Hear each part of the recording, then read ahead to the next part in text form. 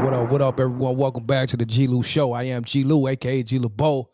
Tonight is Friday Night Interviews, Friday Night Live, and tonight we back with a special guest, legendary underground artist by the name of Monstroe. As you know, he's connected with my homeboy CR. CR is family of the show. My homeboy Monstroe is his brother. You know what I mean? These dudes have been collaborating, doing music for a long time.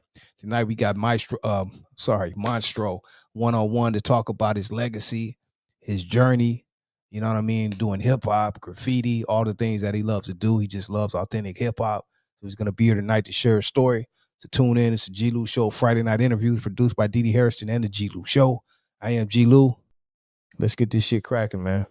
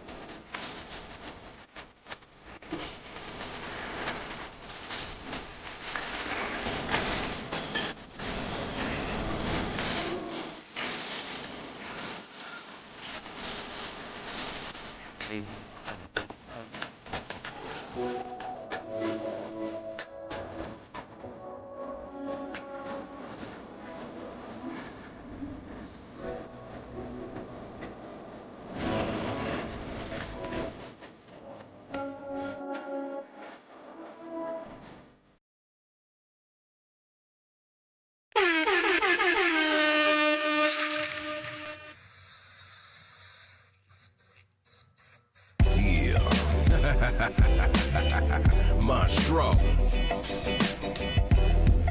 rocker, tie lady. The natives are restless. Yeah, I say the natives are restless. The natives are restless. Rocker, Irish science. Let's go. Let's go. Yo, let's get out of here a second. Taking the atmosphere.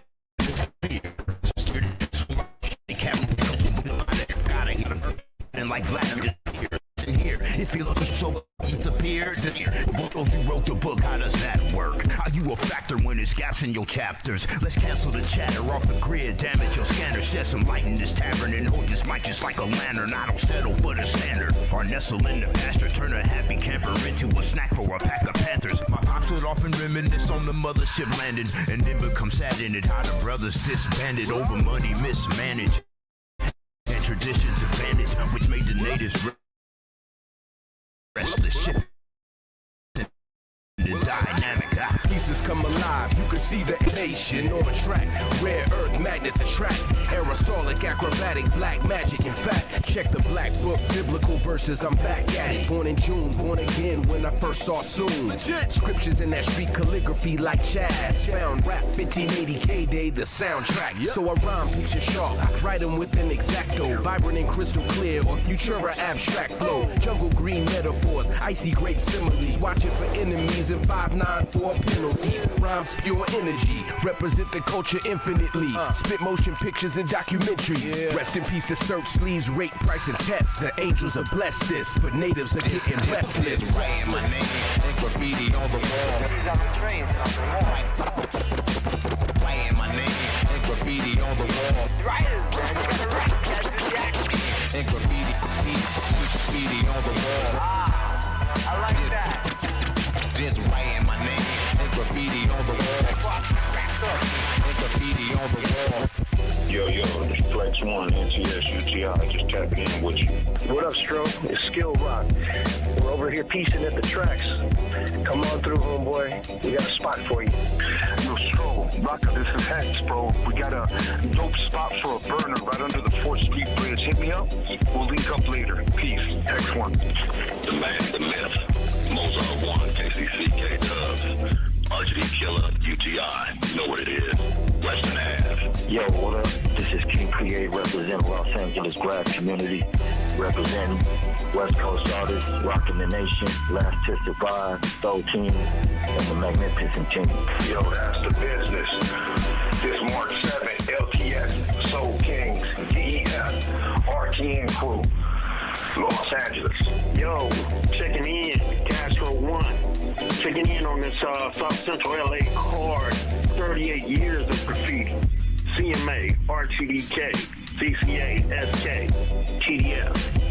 And I'm out. What's up? It's your boy Marv Pollard, a.k.a. Duke of Doom 1, rapper, breaker, DJ, graffiti writer, B-Boy Supreme since 83. Peace out. Yo, yo, yo, yo, yo, yo! What's up? Anger 1, Can't Be Stopped crew, Los Angeles, California. That's how we do. Just writing my name and graffiti on the wall. Writing my name and graffiti on the wall. And graffiti on the wall. I like that. Just writing my name and graffiti on the wall.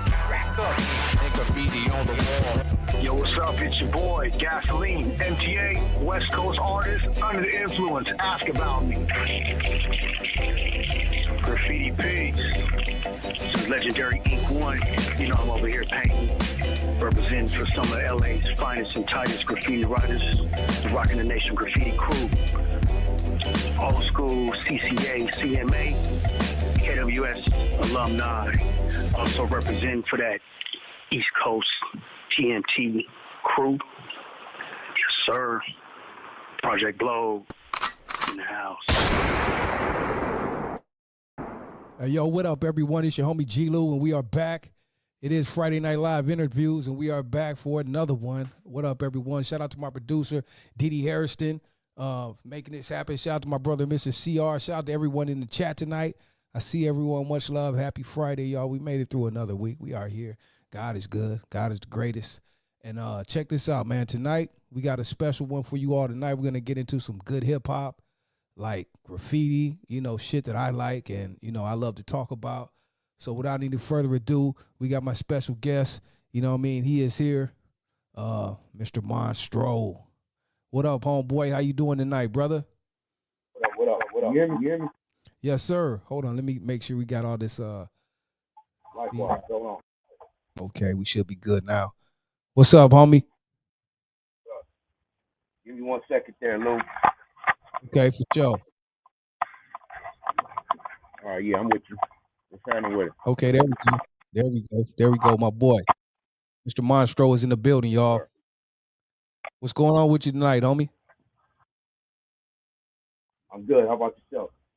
Doing great, brother. Doing great, man. I was excited about this one tonight, man, because I love to talk some real hip hop and graffiti. I know you love graffiti, man. You taking me back to my days, brother. You know what I mean? So I'm just kind of amped up to have this conversation with you tonight. Shout out to my brother, Mr. CR. I know that's your brother. You guys collaborated not a lot. That's my bro right there. Salute to him. Yeah. So go ahead, bro. Okay. Let me see. I want to make sure everyone we out there, we good. Can you hear us? We don't have any echo.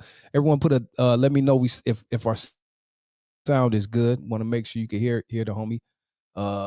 You can hear me good though, right, homie? Yeah, I got you. Yeah. We're good. Okay. All right. So why don't you go ahead and tell the people, man, you know, I introduced you, but you could give a better introduction to me. Tell the people who you are, bro. You said we could barely hear him. Let me see. Barely hear me? They said you're kind of low, bro. I don't know. Hold up 1 second. Okay.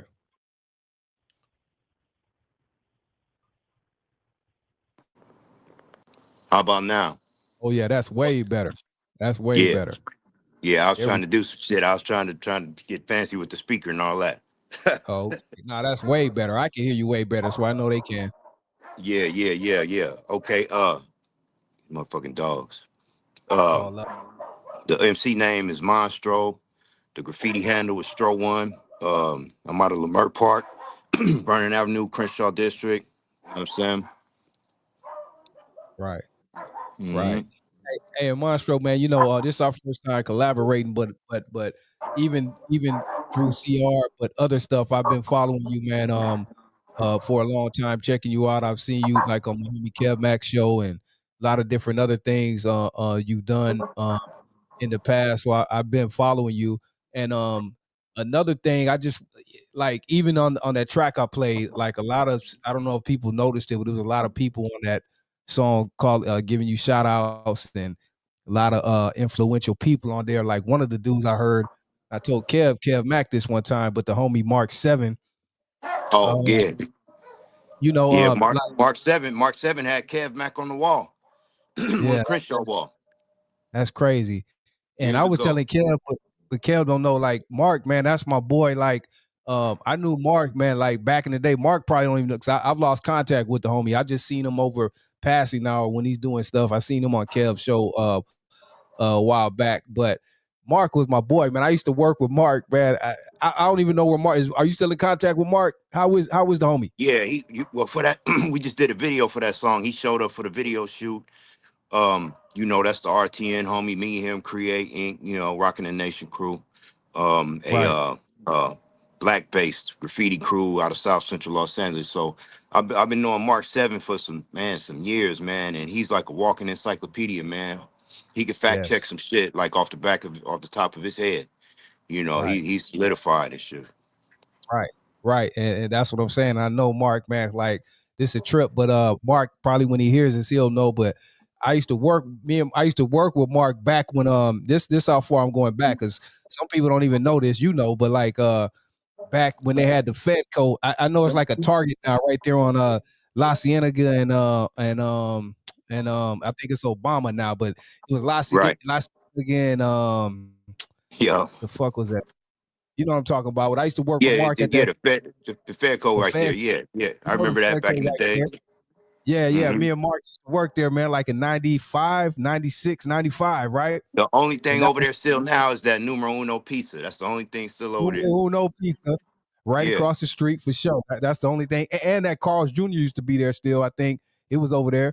And it was a check cashing joint right there because that's where we used to cash our checks. You know what I mean? Yeah. That's That right. was my boy, man. And one thing about Mark, like back then, like every time like we kick it at lunch, and he had like a little van back then. I don't know, but and we would like be freestyling like every day. He would freestyle and kick his shit, you know what I mean? And then he would have his book with all his with his hit ups and shit in his book and his pieces. And Yeah. this was way back then, you know what I mean? And I didn't know Right. the significance of him then. I'm sure he did much more after that because I lost contact with him, but Right. that's every time when I hear about Mark or think about him, I go back to those times, man. And Mark was kicking shit way back then, you know what I mean, and was serious about his craft, man. So that's just how far I go back with the homie Mark, man. So much love to him wherever he is. Right. Exactly. Shout out my nigga Mark 7, LTS, RTN. Yep, that's my boy, man. So tell us a little bit about your background, bro. Does it go back with the hip hop or the graffiti first for you? Well, let me see. Graffiti was my first love. I started writing in let me not date myself here. I started writing a long time ago, man. Put it like that. And I met a lot of influential people when I was going to Audubon and Overwrite around junior high school time. And Right. we was bus mobbers and shit, and we was like tearing shit up, and then I joined this crew called NBT back in the days and shit, and we used to be up at Lamert Park shit, and then MPT. you know, yeah, and then exactly, nothing but trouble. And then when I started going to like further out schools, I started meeting more artist cats that could piece. You know what I'm saying? Cats that was like real dope. And I started getting deeper into the graffiti. Right. And then the rhyming came about when I was going to Crenshaw. That was like 90, 91, 92, something like that. Right. Yeah. But it's always been hip hop. We go back to K-Day and Bobby Jimmy and all, you know what I'm saying? I used to listen to that religiously. Bobby You Jimmy, the know? Critters, the Yeah. Roaches. Right. That's Exactly. right. Man. Yeah. Which was Russ Parr. For Russ people don't Parr. know, Bobby Jimmy, Russ Parr. Yeah, Yeah. 976-7070. Oh man, come on, man. Wow. Yeah. Legendary shit. Man, take us back a little bit because, like you said, hip hop obviously was first because we go back to the '80s and the breakdancing and Beat Street and all this shit here Right. and the graffiti, all of that kind of like I remember those years like with the breakdancing, and then when the breakdancing stopped, it was like the graffiti. I don't know, depending on people's ages and what phases they went through, but I Yeah. remember after the breakdancing, the graffiti came in those 80s, mid 80s, late 80s, 86, Yeah. 87, 88, 89.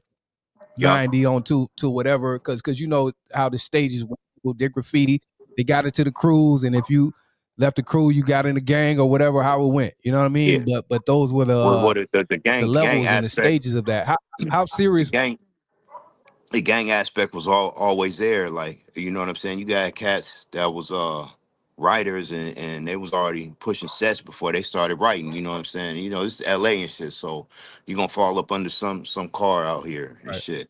So a right, lot of cats put the can down and picked the strap up and went this way, went that way. Some fathered into to gangs. Some had motherfuckers fathers and mothers and uncles and shit, and they already had their spot reserved and set.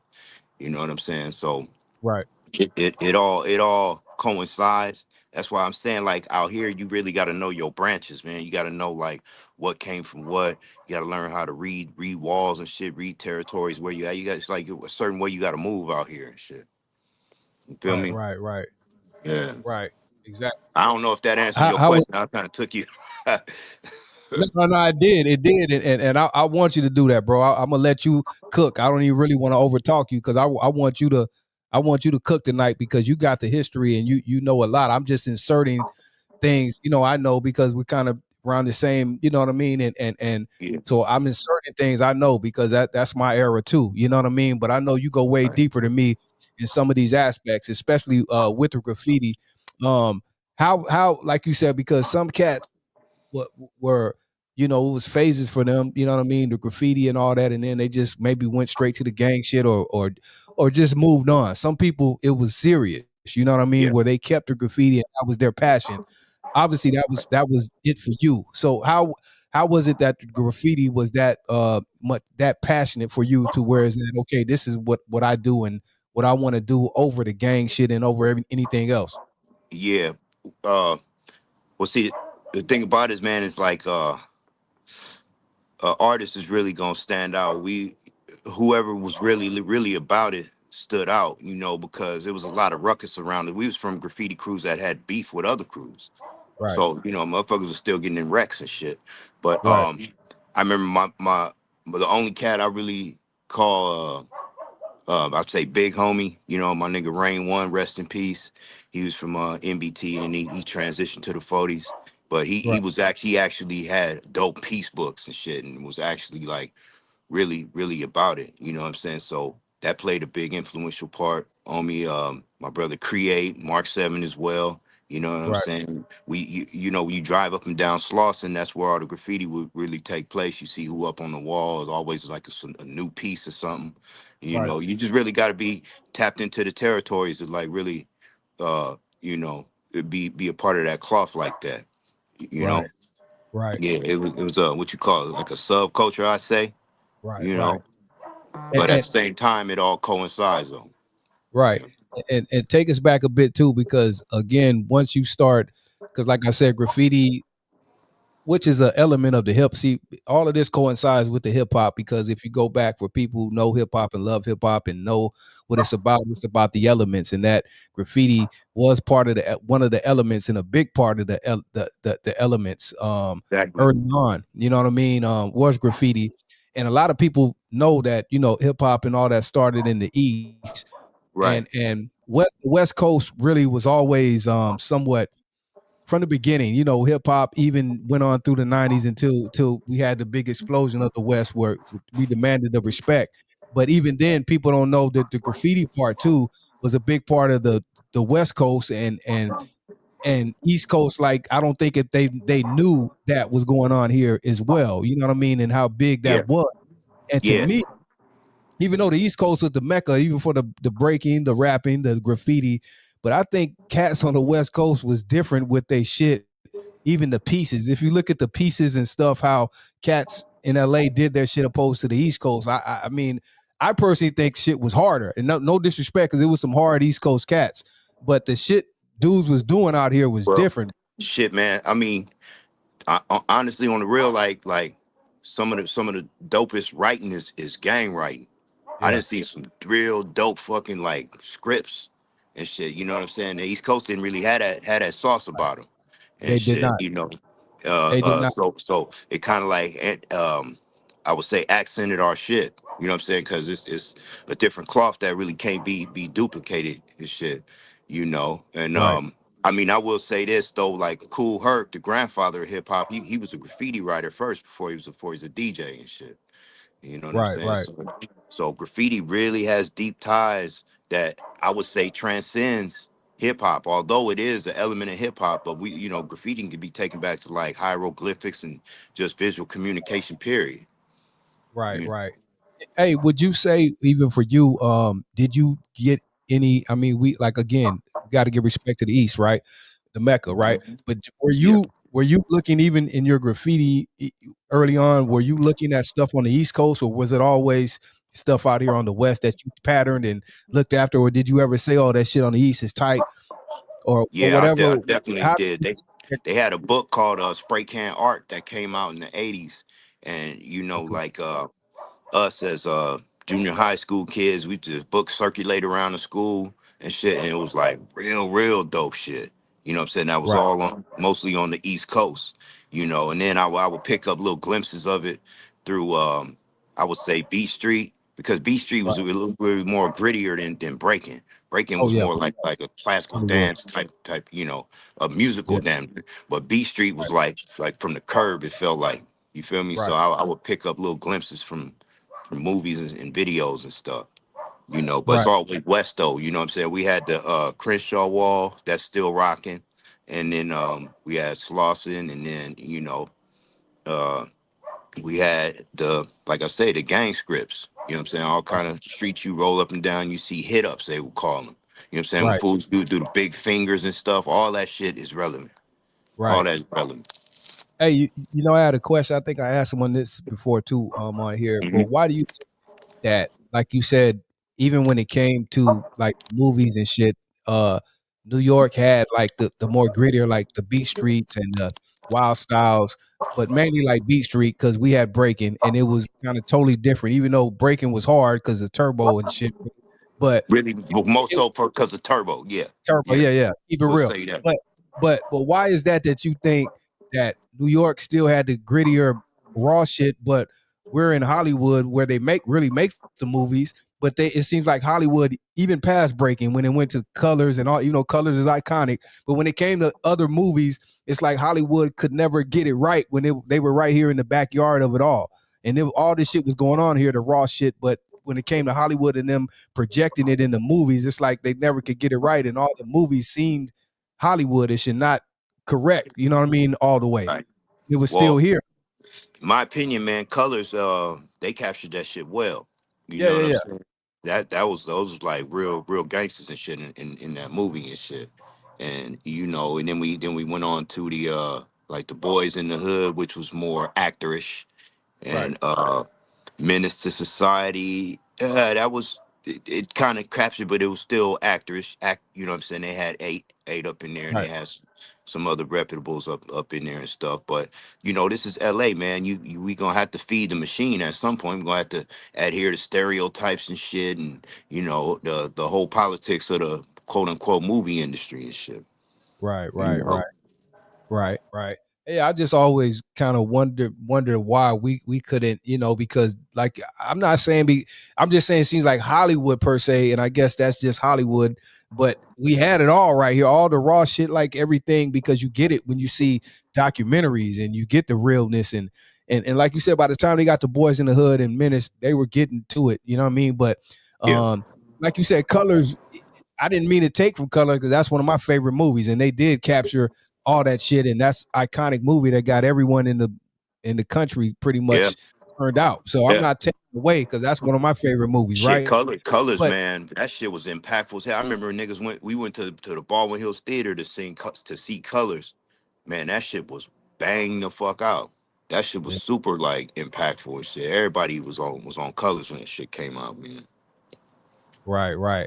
How was that for you, man? Being up close and like having a front row to it because like you said you were raised Vernon, you know what I mean, you Yeah, right there at Lemert Park, you pretty much had a front row seat to all this shit, you know what I'm saying, like all the way, right. bro, like in real time, seeing it, going through it in real time. How was that for you, like even like you said, going back to the Colors and all of these things, Boys in the Hood, seeing this shit, but you had a front row seat because you literally were in those areas where the shit was filmed and where the shit was going on. How was that for you Yeah. in real time? Um. Well, I'm gonna say this, man, and it's West, man, but on our side we was, niggas be worried about being fresh and shit, and kind of they used to Right, call us like preppy. The more east you go, the jankier it get and shit. right, right. You know East what I'm side is saying? yeah, So, so yeah, like, I've seen some shit, but I've also been in some areas like on the east side, so it's like different levels of the shit, and right, it's just learning how to maneuver through that without being pressured or bullied into it all the way. Because a lot of cats get from gangs didn't even want to be from gangs. They kind of got punked into it. You feel right. me? Had no choice. So Yeah, so yeah, it's different aspects of it and shit. It's kind of hard right, to explain it. I ain't really figured out how to explain it all like in a song or in a 16 bars because it's a lot of different levels to it and shit. right, right, right. How was it for you? Like even going back again, because I know I kind of moved forward with the movies and all these things, but again going back to you, um, being firsthand and graffiti and all these things, but coming up still in those areas, right? Uh, mainly Lemert Park. We got the 40s and all this, and how were you able to not, like you just said, some people have to get involved in these things, but you seem to remain to what you wanted to do because I know you Yeah, had a choice. You easily could I, have been yeah, I'm sure, man. I didn't I done been put on some shit. Like I'm talking about like jumped into some shit, but it was some off brand shit that kind of like fizzled out. But right, um I think the hip hop, man, and the graffiti really kept me focused on what path I wanted to go, man. I was just trying to be fresh in that. You know what I'm right, saying? Be dope in that. I was just honed in when I got influenced by the hip hop, whether it be the music, the beats, the graffiti, all that had me tapped in. And shit, I wasn't right, really worried about too much else, right. you know. What were you as time went on? Were you I'm sure because again, you had a front row seat to it all, and as time went on, shit got more deep and hectic as those '90s went on, which were basically the pure time of all this gang. It's still going on, but the '90s, bro, were Yeah, different. That was the peak of shit, and you were right there with once you knew that what you decided to do, and you did not go that route fully. Were you as time went on, did you look back and say, man, I'm kind of happy I didn't? Because I'm sure as those years are going on, you lost a lot of, you knew a lot of people. I'm sure a lot of your homies went that man. route, got Yeah, fucked over, or whatever path they yeah, took, and you still here right now. So as yeah. time went on, were you able to look back and reflect on that and say, man, I did make kind of the Yeah. right decision, whether it was right or wrong? Grateful to God. Grateful to God Right, every day. You know what I'm saying? Once you get older, you can really acknowledge that and appreciate that in your quiet hours. You know what I'm saying? And as I right, look back, like I done dodged a lot of fucking shit. You know what I'm saying? I'm sure if I wasn't into graffiti or hip hop, you already know I'd be, Right. I still have my little bumps in the roads and shit, and did a couple of terms and all that, but I didn't get like way deep turned the fuck out and shit. You know what I'm saying? Any motherfucker who made it through the '80s in LA, you already need to put another 10 years on that because it's Right. a different type of living. You feel me? If Right. you grew up in the '80s and was off the porch, yeah, Right. you had to deal with some shit. So I'm grateful to God, man, for where I'm at. Right. That's Right. real. Yeah. Right. And then again, you going through all of this now. You're going into those '90s and graffiti, but you're moving into hip hop, and hip hop also was a long journey and battle for people who were trying to get on the way they wanted to. Because again, going back to the gang shit, once hip hop started taking effect in LA and all that, it was like, especially once LA got the moniker it did outside of the East Coast or wherever, it was labeled the gangster shit. You had NWA and all this shit. So it's like, I know the type of rap you do, you're hip hop based, right? But once Yeah. shit started going on, it was like everyone thought they had to be a gangster rapper or spit that G shit opposed Yeah. to the hip hop. It was Well, always two different lanes in LA. You know that. So how were you see, able to stick to see, that? that's when that's what at that point that's when we show gratitude for the good life and Project Blow. See, Okay. that's what we Let's do get into there it. because in it then that houses all of the abstract styles and stuff like that. You can come, explore styles and the pen is more respected there. So we Right, had that arena uh and that atmosphere to really express our art like that. You know what I'm saying? right, right. Now speak about that Project Blowed and Good Life, because I was gonna get to that too. Those were areas that MCs, and it was like a definitely a scene for that underground scene in LA for artists to do their thing that was going on. And those lanes brought a lot of different artists and people and legends through those arenas and areas through that time, speaking on Project Blowed and Good Life. So how did that even come about, and how were you introduced to that? And because it was in your area obviously, but how were you introduced to that, and how take us through that Good Life Project Blowed time for you, Well, for the people who good don't know? life. Let me see.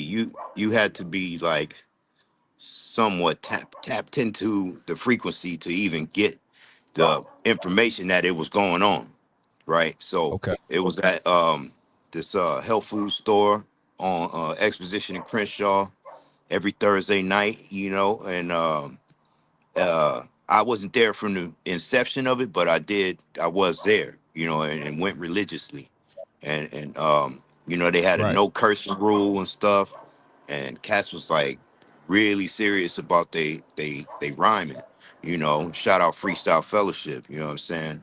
And all the camp people that came up out of that camp, and Right. so first it was Good Life, and then came Project Blowed a little bit later. I got turned on to the Good Life by I don't remember who, if one person exactly told me. I just found myself there one night, and it Okay. never stopped going and shit.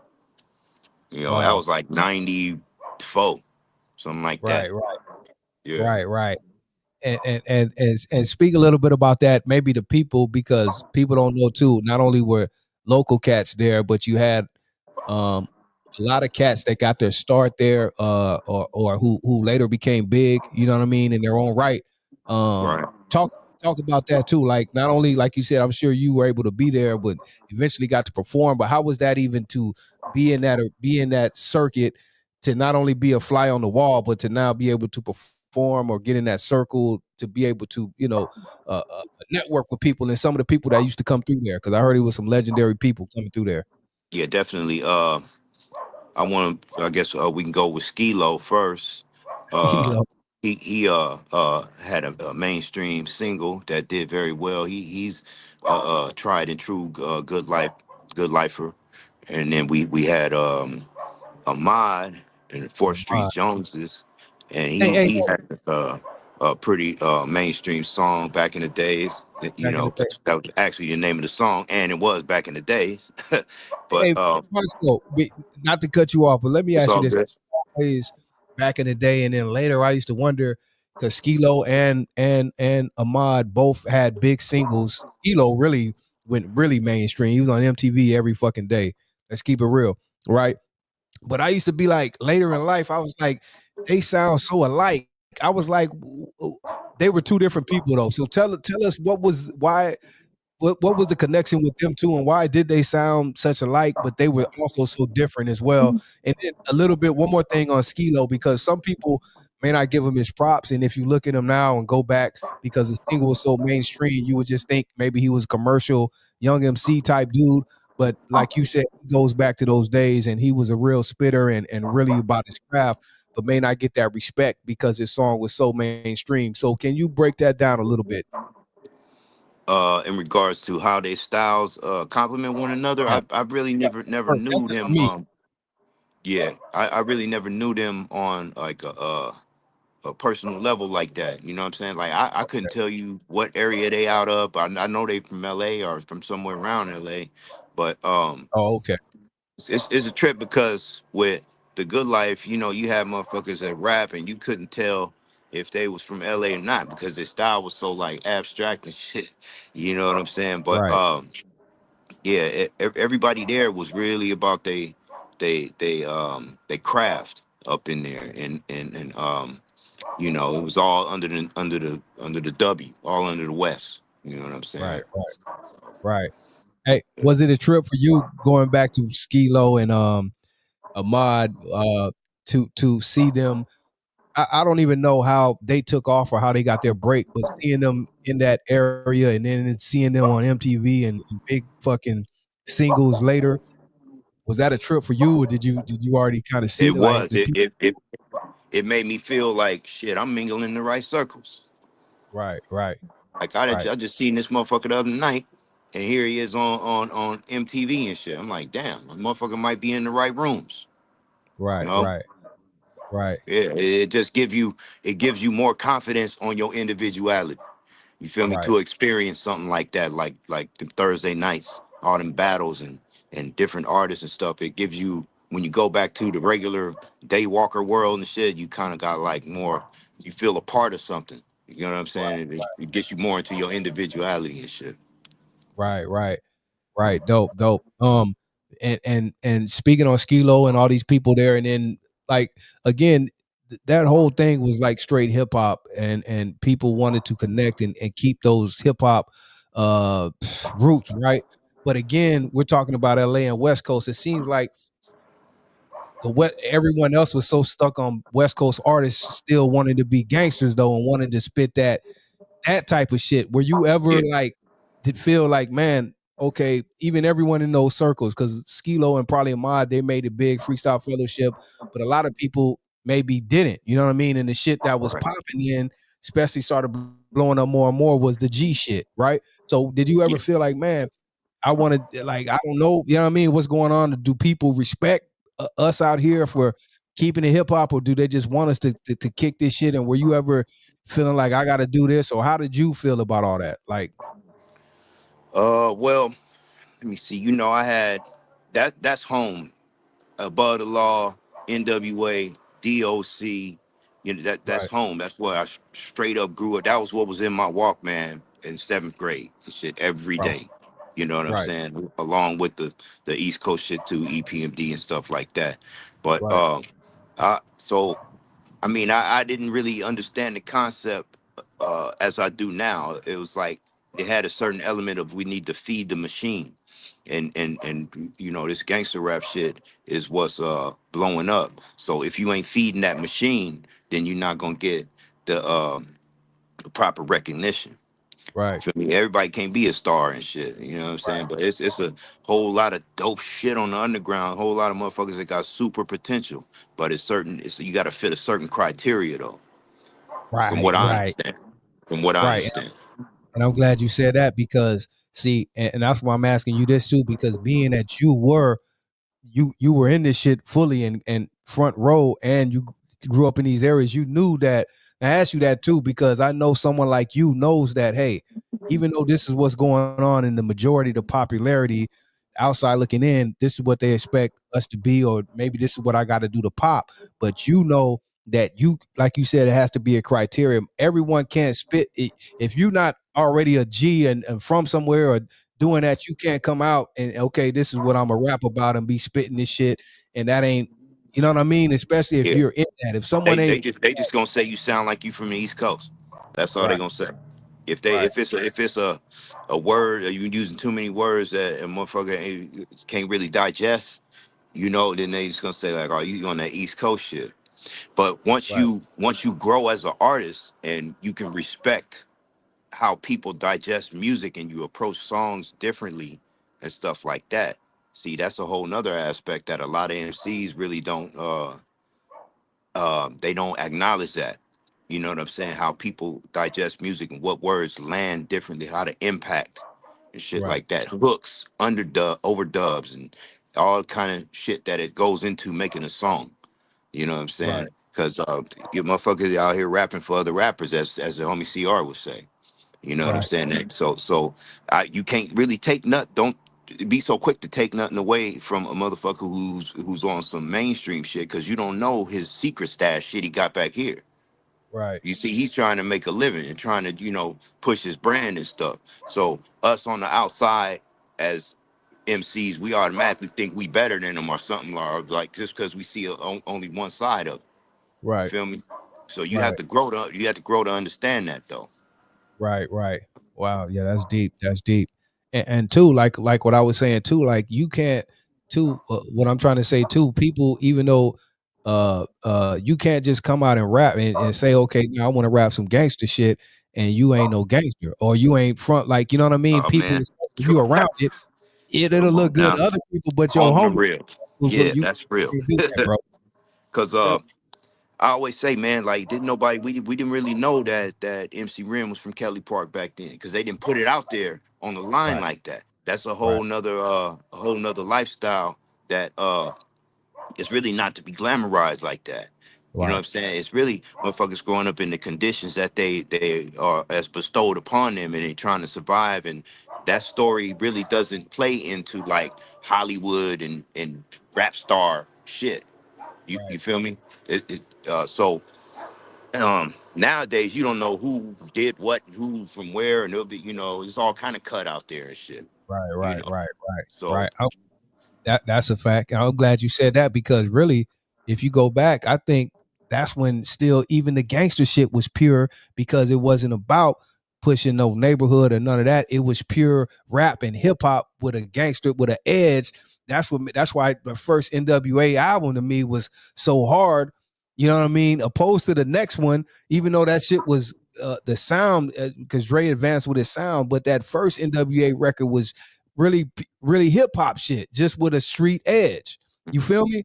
And two, I was gonna ask you too. Do you think that's what kind of fucked up the game and blurred the lines? Because like you said, once you got into the '90s, people felt they had to really put the extras on it. Oh, they got to add their neighborhood now and add all this one before. Like you just spoke on someone like MC Ren, who was hard as fuck, but never had to say no neighborhood and all that. You know what I Yeah, mean?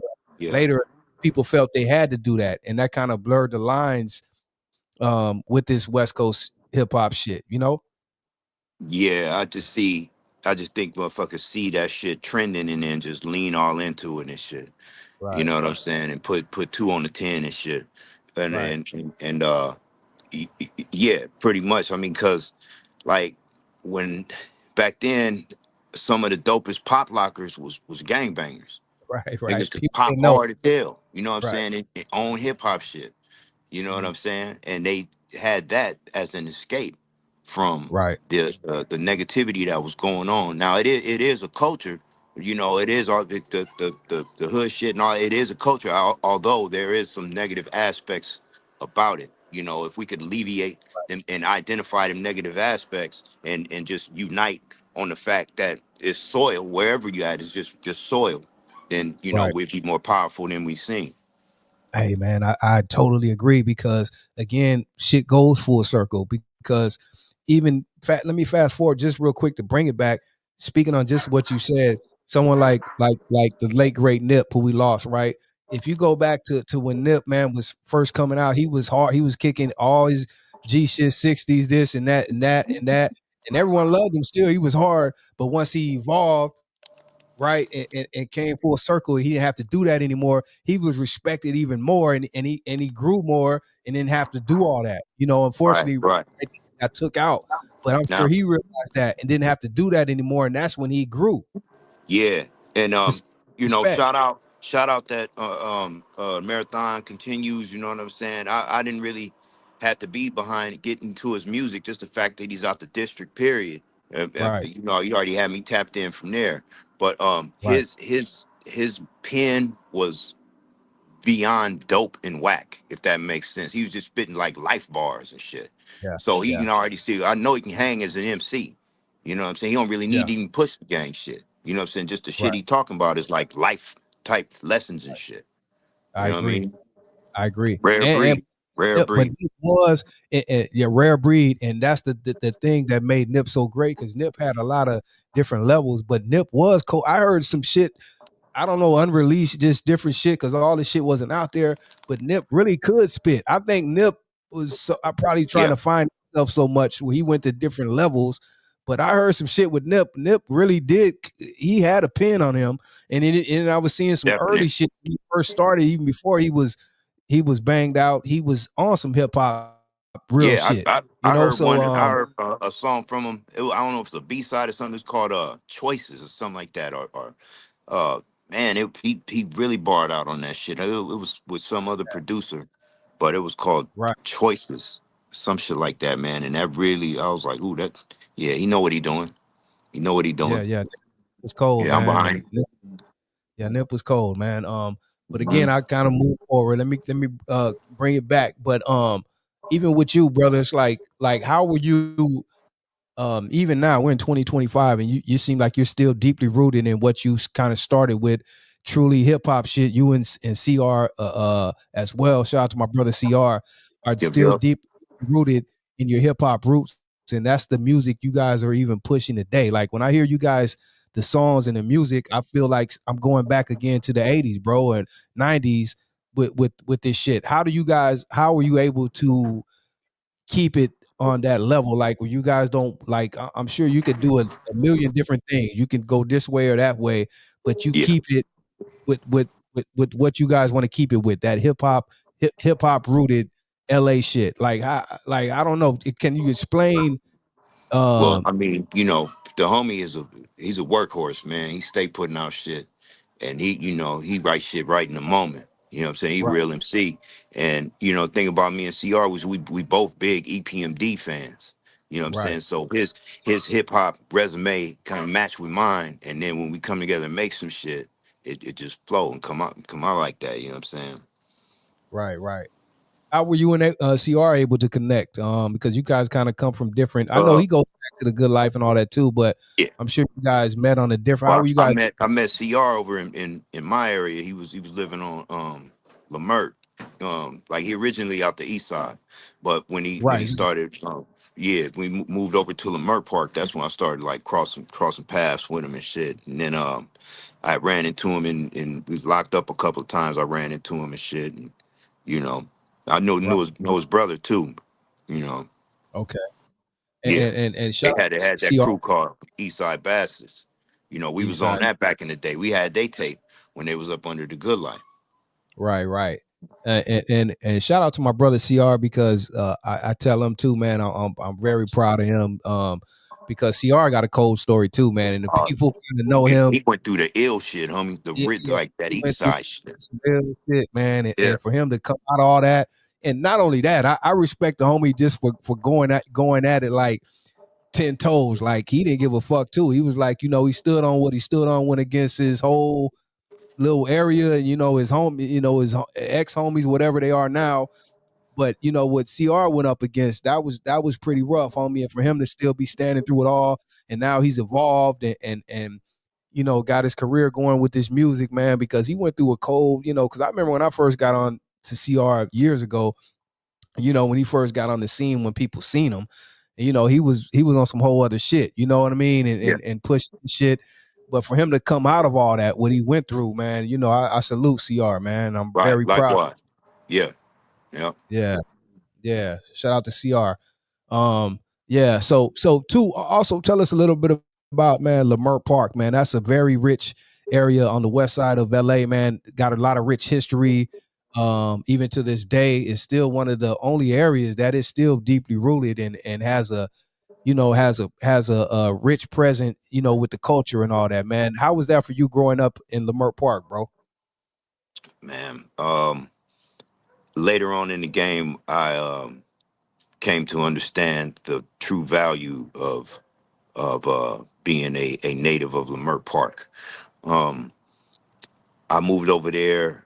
It was just me and moms. I got the baby boy story, like single moms, all that, And then but Right. I moved over to Leimert Park area off 10th Ave and Vernon in like '82, and Okay. and and really grew up over there and was more so back. I used to hang out back in the avenues like on 8th Ave, 6th Ave, Right. 4th Ave. And then when I got older and into hip hop, then I started getting to like, what's this park up here, Leimert Park? We used to just hang up there and just ride on buses. But Right. when I got over and really took in the atmosphere and came to understand the history that park holds and the whole like vibe of it and shit, it then I grew a new respect for it. You Right. know what I'm Right. saying? It's like a village people type of vibe, not Right. the band, but like a Yeah, village. You I know what I'm know. I know. saying? Yeah, Yeah. never that though. Yeah, but like Was it always, did Leimert Park always have the, like, because people know if you go over there right in that area, it's like you said, like a village and the kind of flea market, like how they have shit set up and always stuff going on in that stuff every weekend. Was it always like that? no, it wasn't, man. They used to have this spot up there though called Eye Fresh that was ran by Ben Caldwell. Shout out Ben Caldwell. And I would always pass by there and see canvas with some graffiti on it. I'm talking about this like early '80s, and I Right. wouldn't know. I never knew what they did up in there. And I remember I hearing about LL Cool J coming up there one time, and then Wow. a few That's what doors Bob down, had. yeah, Bobcat. Yeah, Yeah. Bobcat that was ushering LL Cool J through the area and shit. Bobcat produced I Need Love and shit. You know what I'm Come saying? on, man. Bobcat My original favorite folk. LL songs. I don't give a fuck. That's one of my favorites right there. Go ahead Yeah, though. That whole album, right? The Bigger and Deffer. I know Bobcat and Pooh has something to do with that, right? yeah, yeah, definitely. And when I did the work with Battle Cat, he kind of filled me on the history of that. It was a whole crew of cats. You had Bobcat, Battle Cat, and it was a female cat Cat Crew. too that was in that Cat crew. Crew.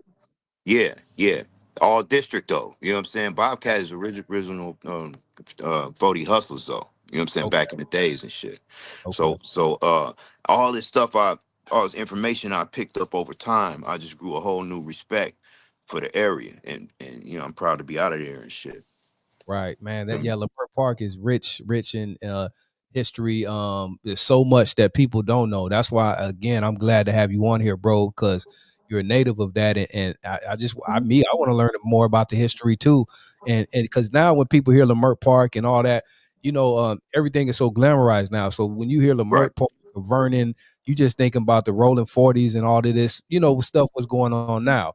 You know what I Yeah. mean? But Leimert Park has so much more than that. It's just pretty much that is the heart of that area. Like if you thinking about that West Side and Slaw, Crenshaw, but Leimert is the heart of all that, even to now, because it goes back, because that's still the heart of everything and probably the only area that still has the roots, right? Because Yeah, everything definitely. is gentrified. Sometimes we get caught up in the tumultuous day to day shit and the drama, and sometimes we need to go outside of the area and have other people tell us how impactful that area is for Right, us to realize. You know what right, I'm saying? right. How do you feel now about, because like I said again, everything is getting gentrified and changed. But Leimert Park still seems to have its roots there. But I'm not from there, so I don't know. How Yeah. is it for you now, and kind of what's going on with the area? Most definitely, we ain't never going nowhere. You know what I'm saying? We gonna still be here and stuff in the area. I was just over there the other day and shit. And Sunday they still have their little like the I wouldn't say flea market, but kind of like village type of Right, vibe, where right, it's You know, the bartering goes on business wise, trade and trend and stuff like that. He's Right. owns this shop over here, who owns this shop over here. Rest in peace, Sika. I want to say that out of a real Leimert Park monument. So it's still vibe there. You could feel the gentrification trying to make its way in, but we still got our barbershops though. We Right. still got Right. our barbershops though, where we chop like real game, and you can really take in the atmosphere. You know what I'm saying? People sleep on the importance of a barbershop in hoods and shit. Right. You know? Right. Yeah. Yeah. Yeah. Do you ever think, and someone being like you are from there, do you ever think, what up, C Dog? Do you ever think like, because we've seen it in movies, little pieces of where Leimert is always showed in different things, but do you think, or should it be something like documented about Leimert Park, like a movie or a real doc? I know it's been stuff out there, but like, Mhm. that ever going to be done, or has it been done? I don't know about that people need to see, or is it something that's going to be I done or don't needs think to I be don't, I done? don't think there's no movie out there that's true focused on the history of Leimert Park. If there will be, we need to be very careful whose hands we put that story in, and how it's going to be Right. platformed, because that is a message that's an experience we don't want any distortion on. You understand? A Right. lot of Right. the monumental stuff happened around there in my era. You know, we had the riots. You know, right on Leimert Park, there used to be a grocery store, and that got took down in the riots. And you know, my mom used to take me as a little kid to get my hair cut over there in Chief's barbershop in Leimert, and you know, so it's a lot of history that we need Right. to really have a focused approach in getting it all together and linking it, so we get Mhm. to get a people a clear transition Right. of Right. the history of, if that And, makes. yeah, no, it does totally. And that's why I asked you, do you ever think maybe you can be a part of doing something like that? And even I don't know. Definitely. Right, right. Yeah, And I have my say, but I respectfully will be selective on what elders I would call right, upon, or you know, I'd have to do some research my damn self. Still to right, this day, you never right, stop learning. You know what I'm right, saying? right. Facts, facts, Yeah. facts, facts. Do another thing I want to ask you, because being that you're from there, you are always front row to see everything going on. Like I said, there's always been pieces and glimpses of Leimert Park and all of these movies that we talked about, from the Boys in the Hoods and the Menace and Poetic Justice. John Singleton did a good job of, doing a lot of that stuff. But we had glimpses of Leimert Park and all of these movies. How was that for you, seeing that? Like, say, even in Menace, like they had the part where they were over there by the Jack in the Box, and that's right over there. Like certain little things and stuff. You had a front row, and that's your area. How was that, seeing your area in all these movies and stuff like that? Proud. Like, damn, that spot's on the movie. I was just over there the other day. You know what I'm Right, saying? Shit like that. Like, oh, I know where that's at. And you know, that little part in Minister Society where Saphir got smoked, where they smoked his cousin early on in the movie. right, Right over right. there in the I'm murk. like, You know what I'm saying? I'm yeah, looking at shit in the background and shit. yeah, Yeah. yeah. Yeah, it That's made me dope. feel real proud. Sometimes like coming from over there, we don't know what we sitting on. That's why Right, you gotta go other places outside of the right, area and have somebody else tell you, like, nigga, don't you know you royalty about that motherfucker? Y'all don't know, right, you know how powerful y'all can be, all this, you know what I'm saying? Because we get caught up in right, lower level shit. Feel right. me? Like Exactly. day-to-day bullshit. Day to day, and it's going on. Like, that's why I say is that's why I asked you, because I know when you're from there, it's almost regular. So okay, a movie will come out and it kind of comes and goes. It's like, okay, whatever, because we in here, we live in this shit every day, that you don't really get to see it until maybe now, where it's 20 years later, and you look back and like, man, you can really look at it from a different angle or something, right? Right. Exactly. Yeah, Yeah. I got reminded of that shit. I moved to Atlanta for about a year. This was around Lived in Atlanta 2000. too. Yeah, I lived in Stone Mountain and shit. Man, I And lived in Stone Mountain, homie. yeah. Crazy. Mom's, hey, look, my mom's and them moved out there. I couldn't go when they moved because I was on probation and shit. Right, So I had right. to go just sit down for a little bit, give them their time and get off that paperwork. And then Right. I moved out to Atlanta, and motherfuckers was recognizing out there. It was like, oh, what Crenshaw? What? You know? Oh man, you know they love that. That's big out there. They love anything. Same way with me, and kind of the same story. My mom moved there because her job moved like same shit, and job moved her there. So you know, I had to go see moms, and I went and visited a couple times. Like this shit is different, and it was Yeah. just so you go out there, it's just love, and it's just like a breath of fresh air opposed to out here. You know what I mean? And it was love too. But yeah, they love everything out there. They're so influenced by this shit. What back then they were, now they got their own thing. They're doing their own thing, but they Yeah. were influenced heavily by this shit out here, bro. Most definitely. Yeah, Whether they want to admit that or not. for sure, for sure, for sure. And Yeah. yeah, they're saying, "What up, Martina?" Shout out to Detroit in here tonight. But shout out. Someone said Janet. Yeah, Poetic Justice had a lot of different elements of Lamert in that movie sprinkled in there too, right? I don't remember Poetic Justice having any. I thought that was like, I want to They were say going through the up Bay and north. all that. They were, Up but north. Yeah. in the movie, I think Janet, like early in the movie, I think Janet, and before they left, they had a But lot of in shit. a beauty salon part. Beauty salon and a couple little sprinkles. They Yeah. had some Lamert areas in there sprinkled out early in the movie before they started traveling up towards the Bay. Mm-hmm. Yeah. But shout out to John Singleton, man. I love what John did. Me personally, his the way he did his thing. He always showed love to the city and different little things with his Rest cinema. in peace. Yeah, Yep. rest in peace to John John, man. Singleton, man. I stayed on Snowfall, and he Yes, that was hit us over the head with that one out the door. I was like, this shit that is was my shit. that shit would take you to the Avs over there Yeah, early in some of the earlier episodes. I was yeah. recognizing streets on Right, that show. right. Snowfall, man, classic shit right there. I love Snowfall, bro. I loved it. I loved it. Tell us some more things, man, about okay.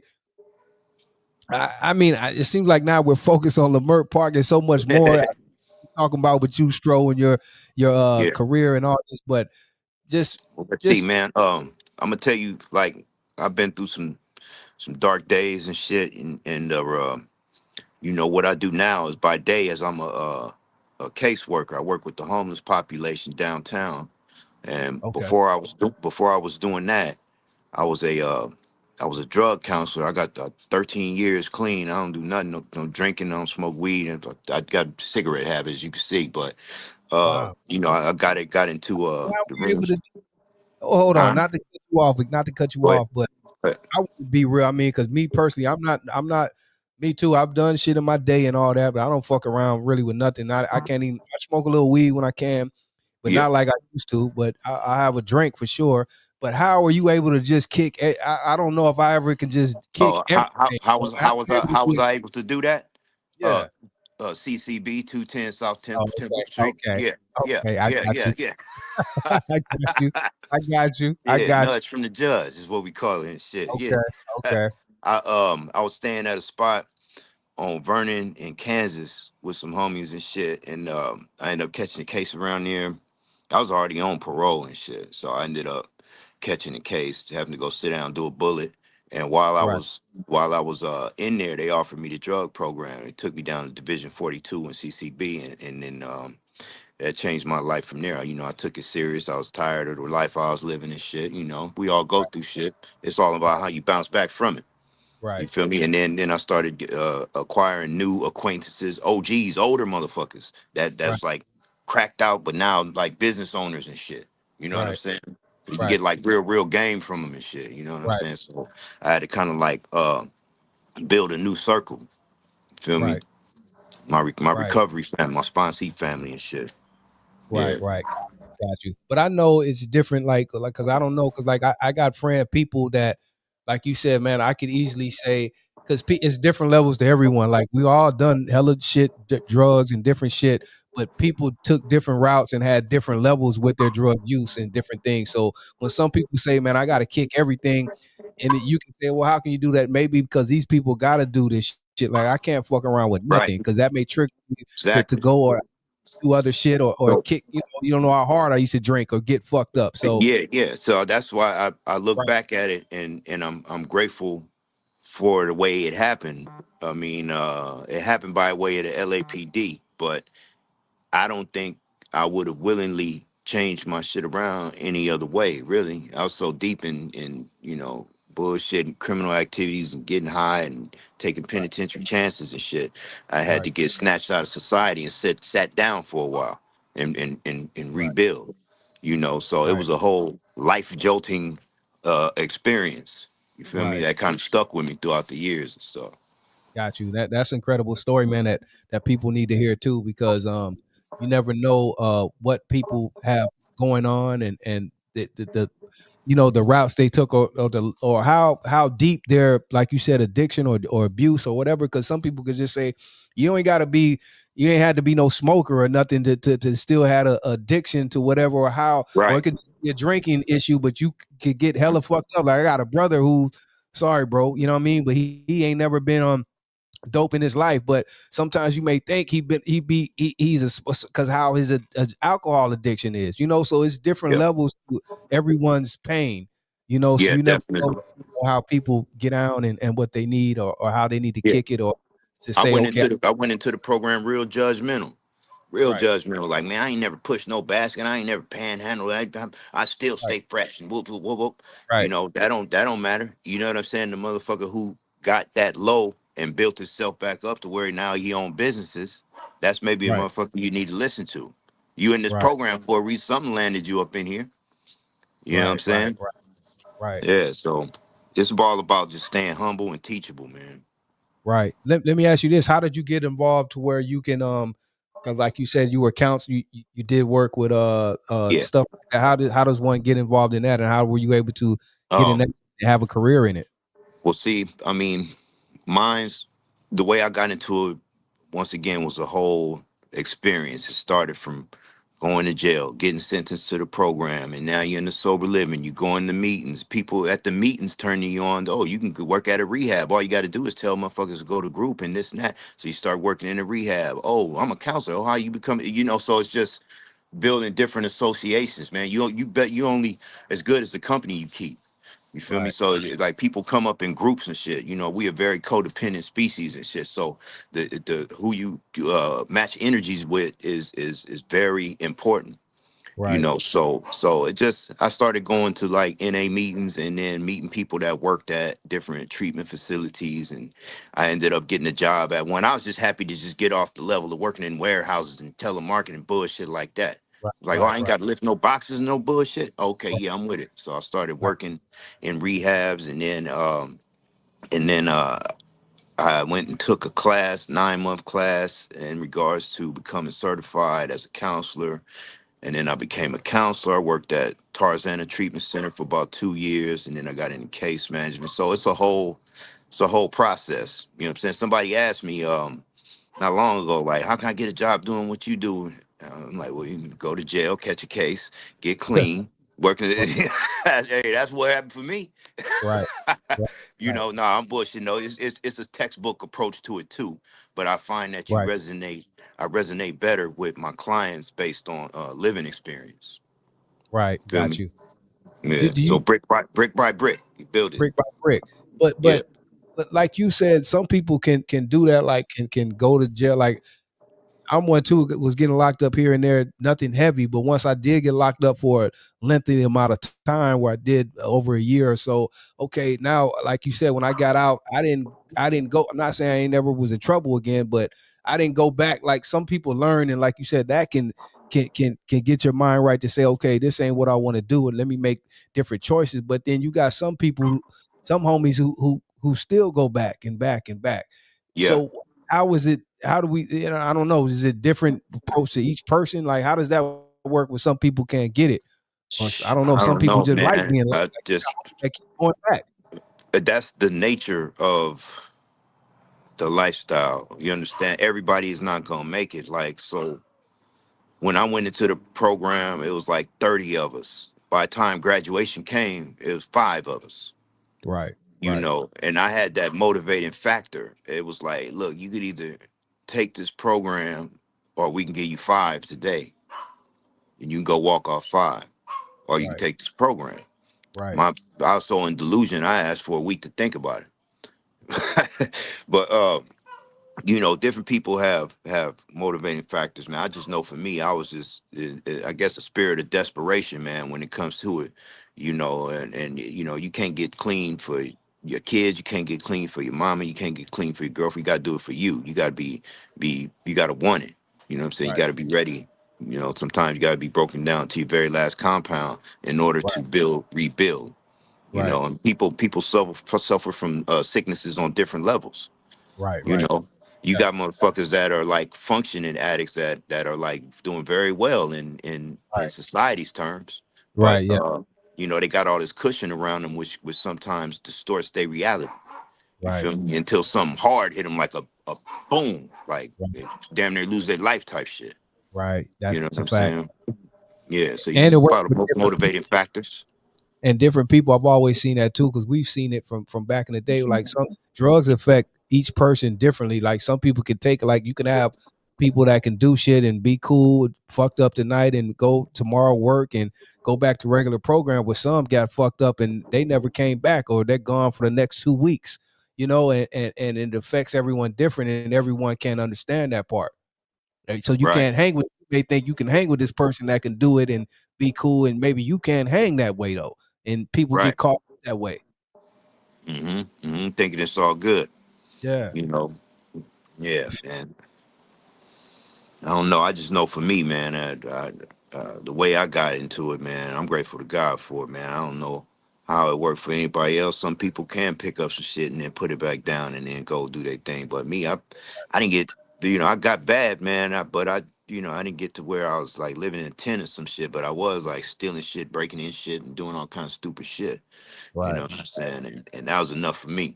And Right. then another thing is just hearing the stories, the success stories that you hear in the meetings, what people Right. went through, what they've overcame, and shit like that. Right. That speaks to your spirit.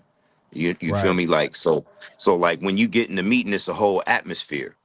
You know what I'm Right. saying? Nobody judging nobody, everybody here on the same accord. You know what I'm saying? Well, I Right. wouldn't say on the same accord. Some motherfuckers is in there hiding, trying to avoid a case or trying to pick up a broad or some shit. Or, but motherfuckers have different agendas. But when you hear the stories, it's gonna speak to you. Right. Right. You know. How were you personally, for you, Stroll, able to, because like you said, you took this on now as a career where you have to speak to people and you deal with these things, cases and all this as a case worker.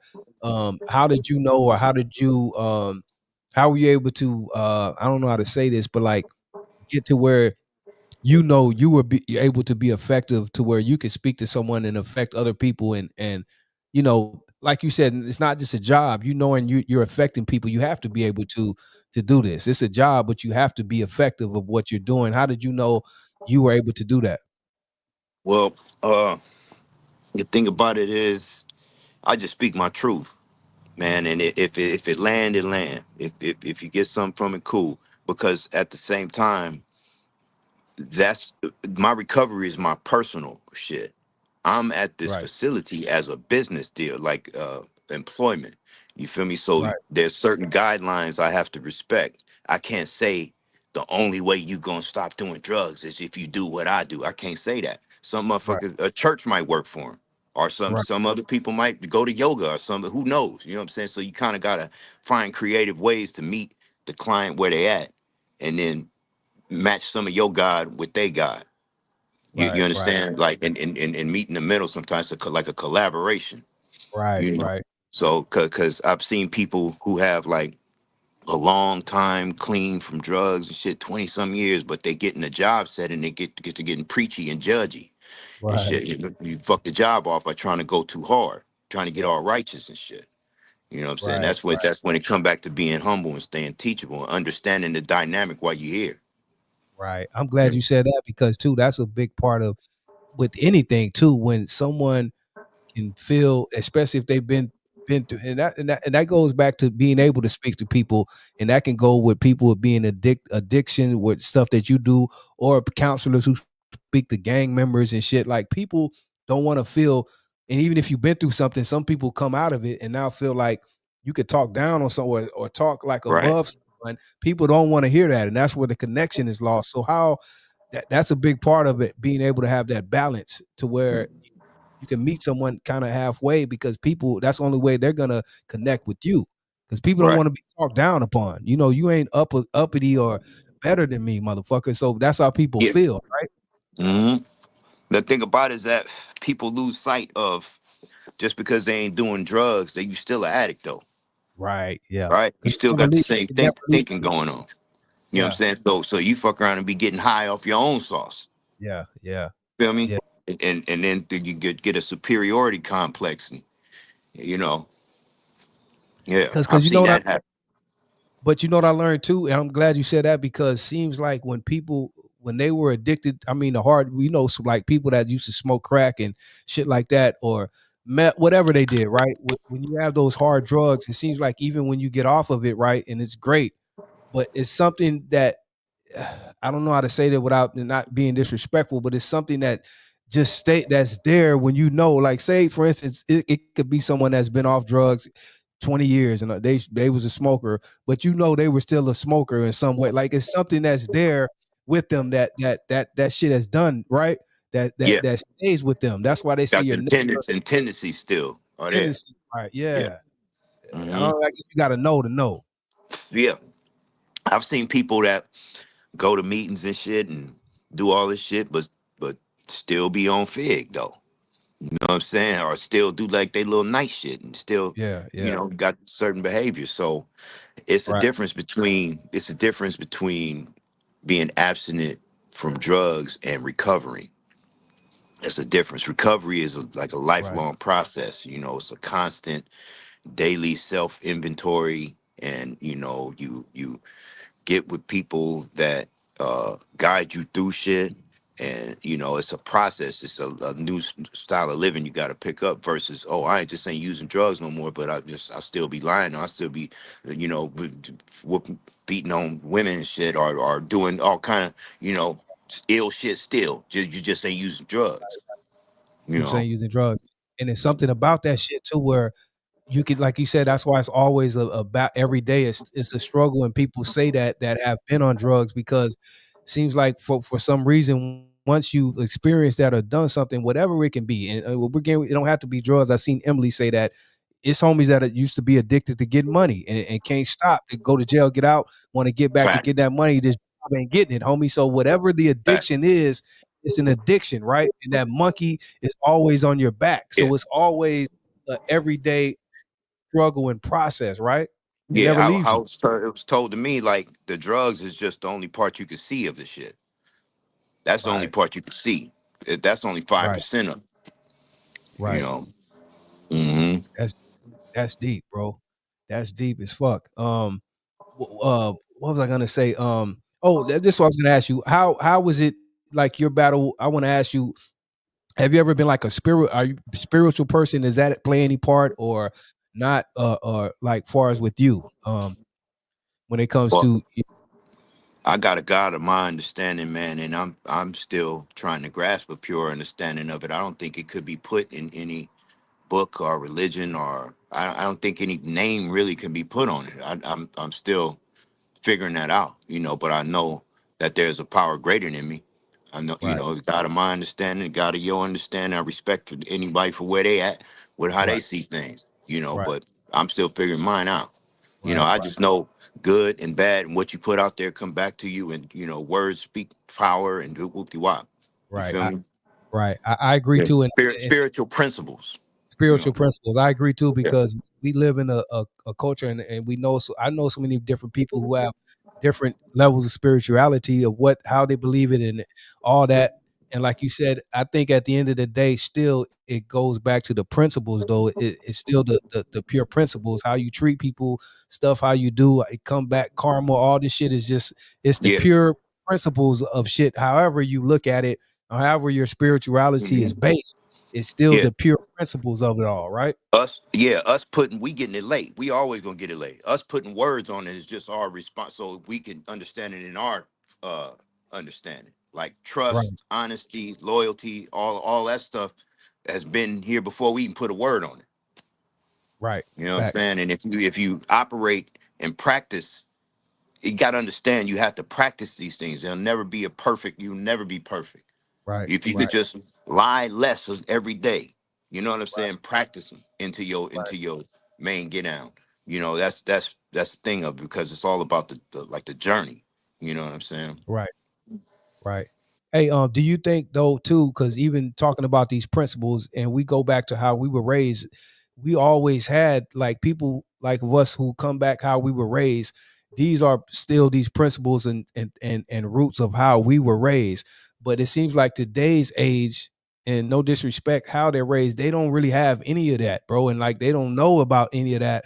So I don't know if that plays a part of how these youngsters are, how their get down is now. But if you look at most of how society is now and how these youngsters are, they don't really have any of that, bro. So Yeah, it's like man. It I don't uh, know if it it, it that's falls on how the they get elders, out. bro. It falls on the elders. Period, man. Motherfuckers get like real sensitive and don't think they can correct their kids a certain way or whoop de wop. Like my mom, like made us go to church. Yeah, I used to hate that shit. She wake right, up early Sunday morning. We be in the bed hearing the music. Like me and my sister be like, "Damn, man, we going. You know right, we going for hours too." Like one right, of them East Side churches and shit. Be like right, for hours. right, I used to, I used to hate that shit. But she to the best of her capabilities and understanding, she instilled that in us. You yes. feel me? So You even know, if you didn't like it or didn't care or still did yeah, what you keep going. Yeah, once that, period. but that's the important part though. All of that, you remember that, and that's what I tell Yeah. people too. You took it, whatever it did, you don't forget that, and that's why that shit was instilled in you till this day. So even when you went through all of what you went through, we come back to that, and we know we have that shit that was put in us early, right? It don't ever go Mhm. away. But now, like you said, they don't get none of that now. Yeah, because Yeah, I feel a lot of people have strayed away from the once again the principles and the traditions right. and practices in regards to how to lace these youngsters with the ism. You feel me? It is We've deviated from a lot of traditions.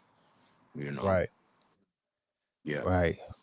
Yeah, they said Elliot said I say this all the time. Morals and ethics are gone, lacking. It's And I like don't. disrespect. Disrespect is praise nowadays. The most Yeah, outlandish shit you can do right, is praise. right, It's all right. That shit backwards. is crazy. Yeah. That shit is crazy, bro.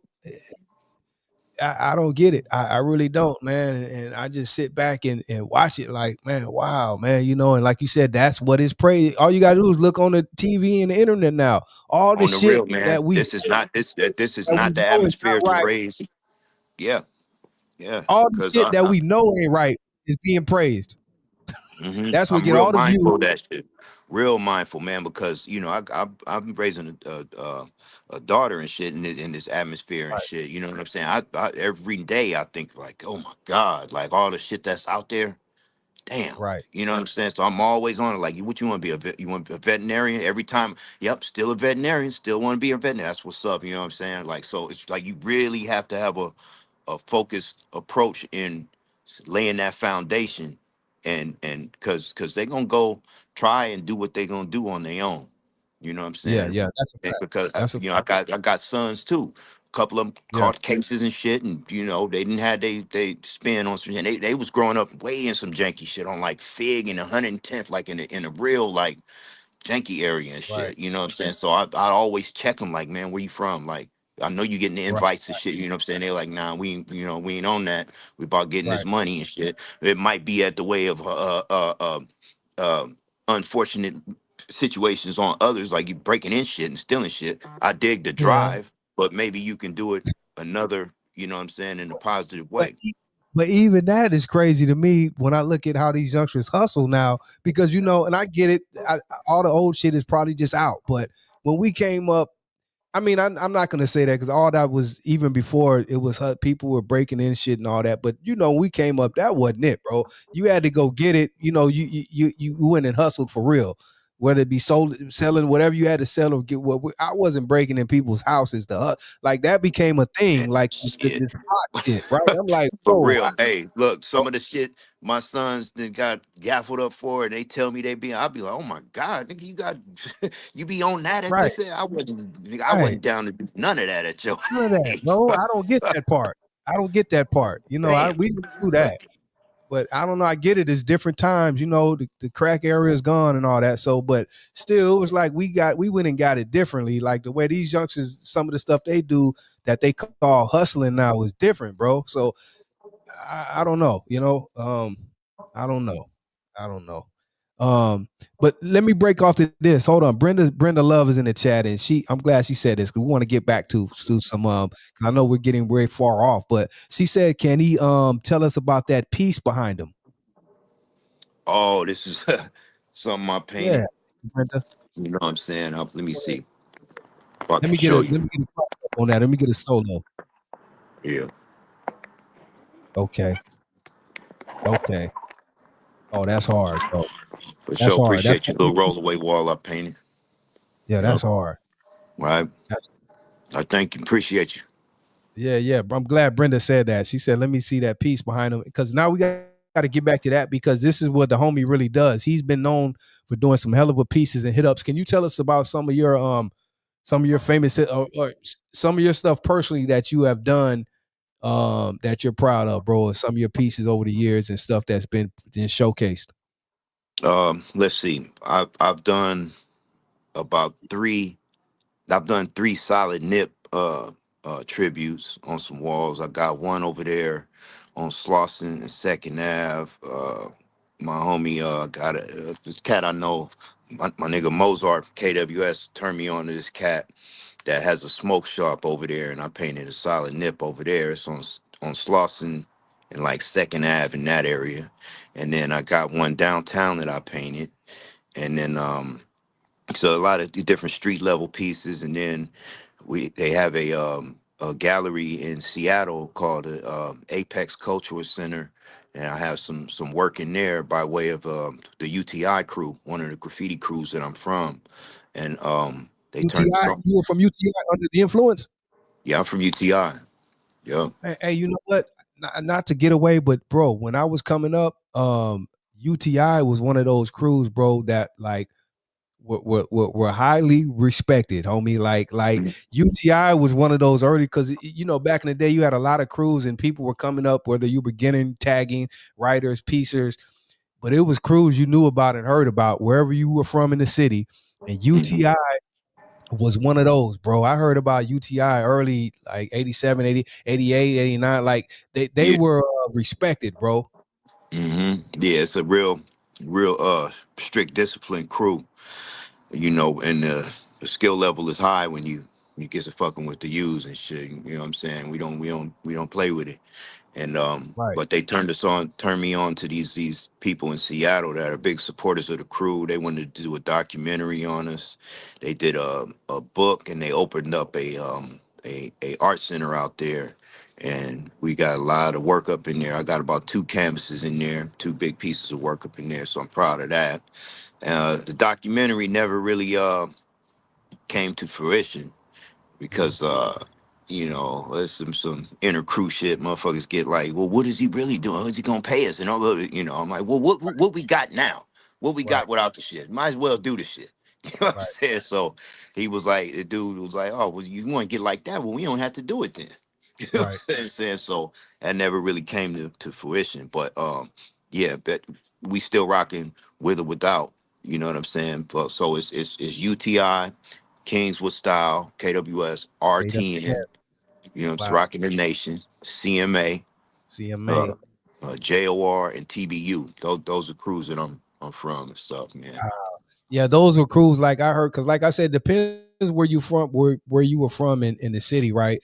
Or the county. So wherever you were from, you heard about different things. But UTI was one. What WCA West Coast Artists was big. You know, back like like you said, crews that everyone heard of. The homie in the Yeah. chat said, you know Shout out about to the OFAs. Yeah, yeah. The homie Crisis from OFA. Yeah. Mm-hmm. That's right. Shout That's out right. Hard Face. That's another one of them old school crews. Right. What's How was it solid. for you? Was that a thing too? Like, cause like I said, it was crews all over LA County, right? So were Yeah. you one that were stuck like, okay, in your area, or did you hear about crews, and what was that a thing too, hearing about crews all over the city? Well, first off, when I started, I was the first crew I was from Nothing But Trouble, and Okay. then when I started going to other schools, like like seventh grade, I was at Audubon. Eighth grade, I was at Horseman. So it Oh, you went to was Horseman too? yeah. Oh shit. I went to Horseman. Okay.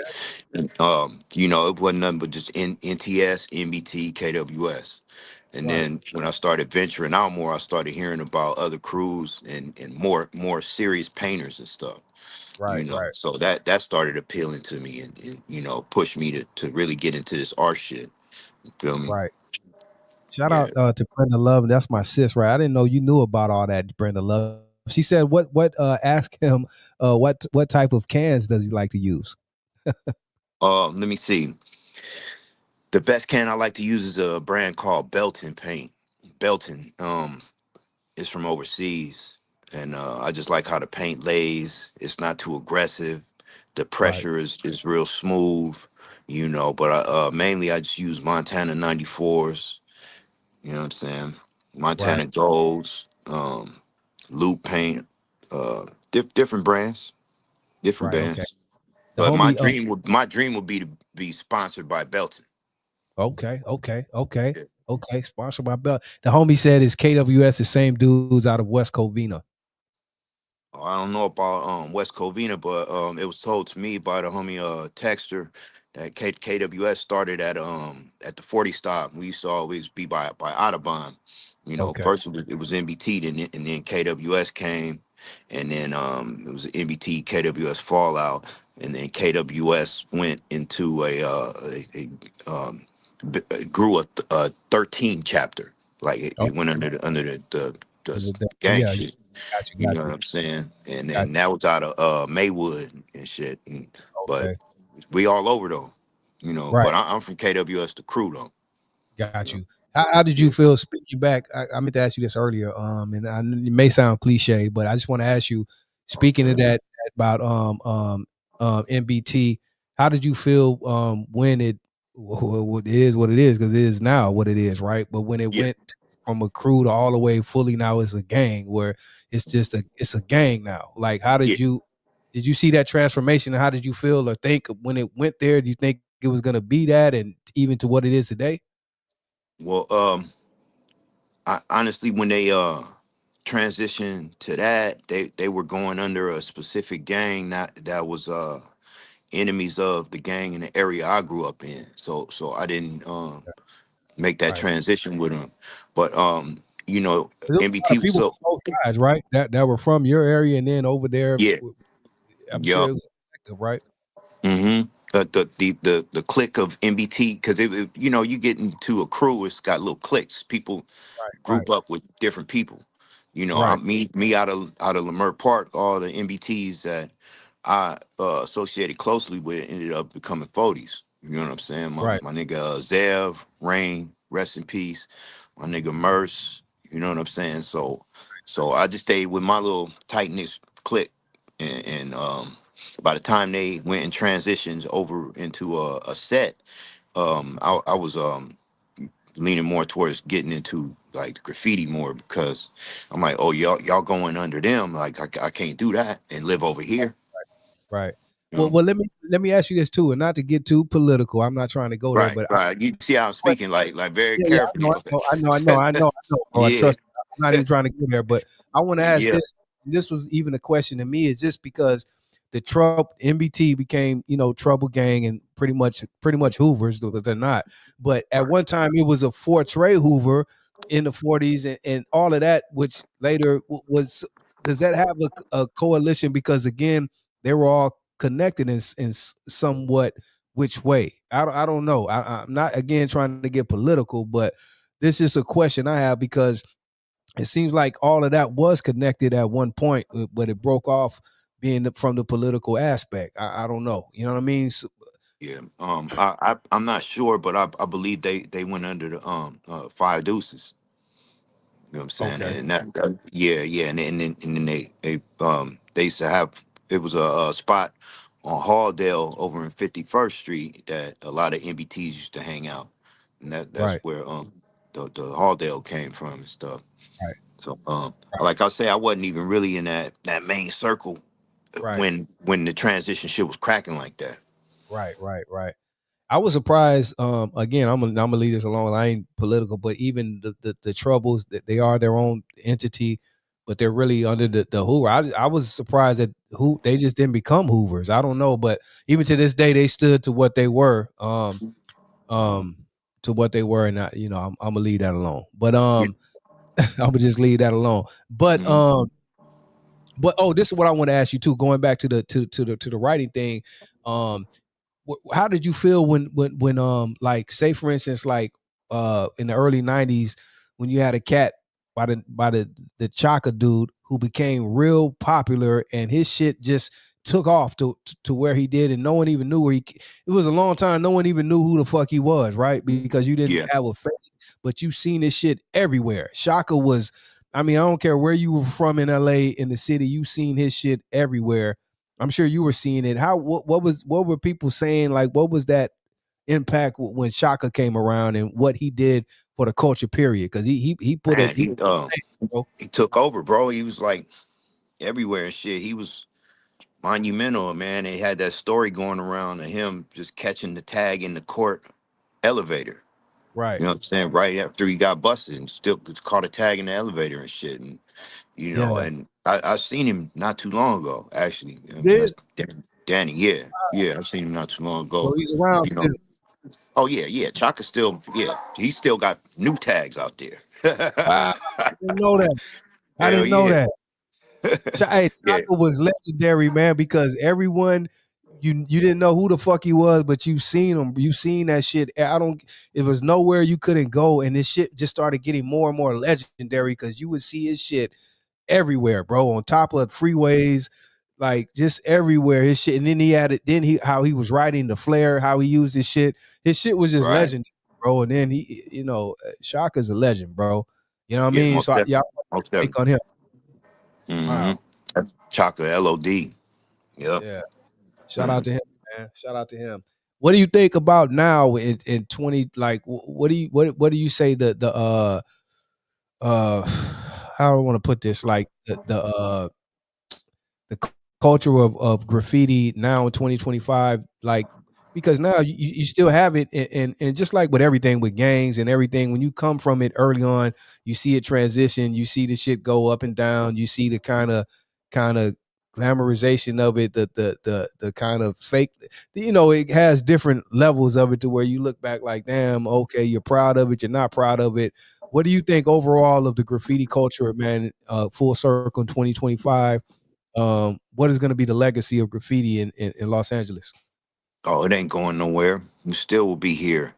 Um, However, I stress the importance of knowing the history of stuff and how things connect, because people get into graffiti and they miss chapters and shit, and they think it's all like just pretty letters and characters and shit. Like, no, I still got respect for the motherfuckers who just ground level straight tagging.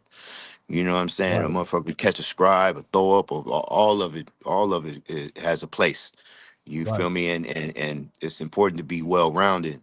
And there's a lot of styles being pushed though, a lot of styles, and overseas, man, them fools. I Yeah. be seeing some phenomenal stupid shit. I be Overseas, seeing period. some They took nasty our shit. culture. They respect. I see that with everything, bro. From the hip hop to the Mhm. graffiti to the break, like everything. Overseas cats have taken our culture and really have more respect for it than we do now.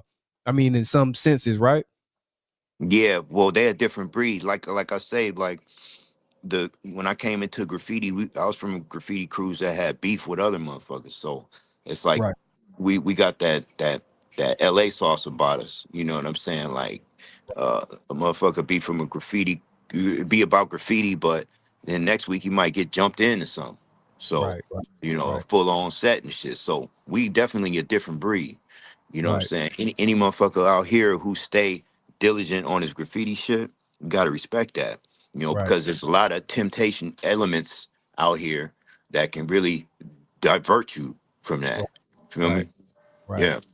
Got you. hmm Yeah. But it's too in my opinion, it's too accessible now, man. With the internet, motherfucker can download an app to show them how to do Yeah. graffiti.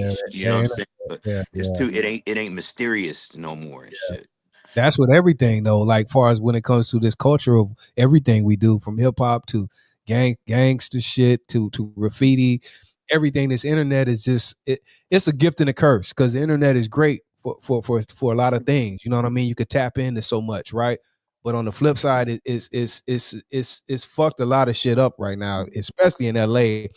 LA, they got us kind of looking real crazy right now on this internet because they've just done so much, man, and it's just kind of sad, man, too, because people let it we let it because I understand too the internet now is kind of like the new dope game. People is so many people found a way to get paid off of it and all this, so now they go to the extreme. Even real homies that know, you know what I mean, know better, they on here doing weird shit because it's a dollar in it, right? Yeah, it's a dollar if motherfuckers to fuck around and get booked.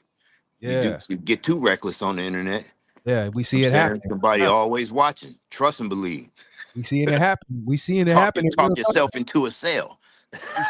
We seeing it happen in real time. Yeah. You know, hmm so I can't do it, bro. I just sit Yeah, back I'm and watch. cool. I'm You know cool. what They I'm got saying? it. I'm good. Me too, bro.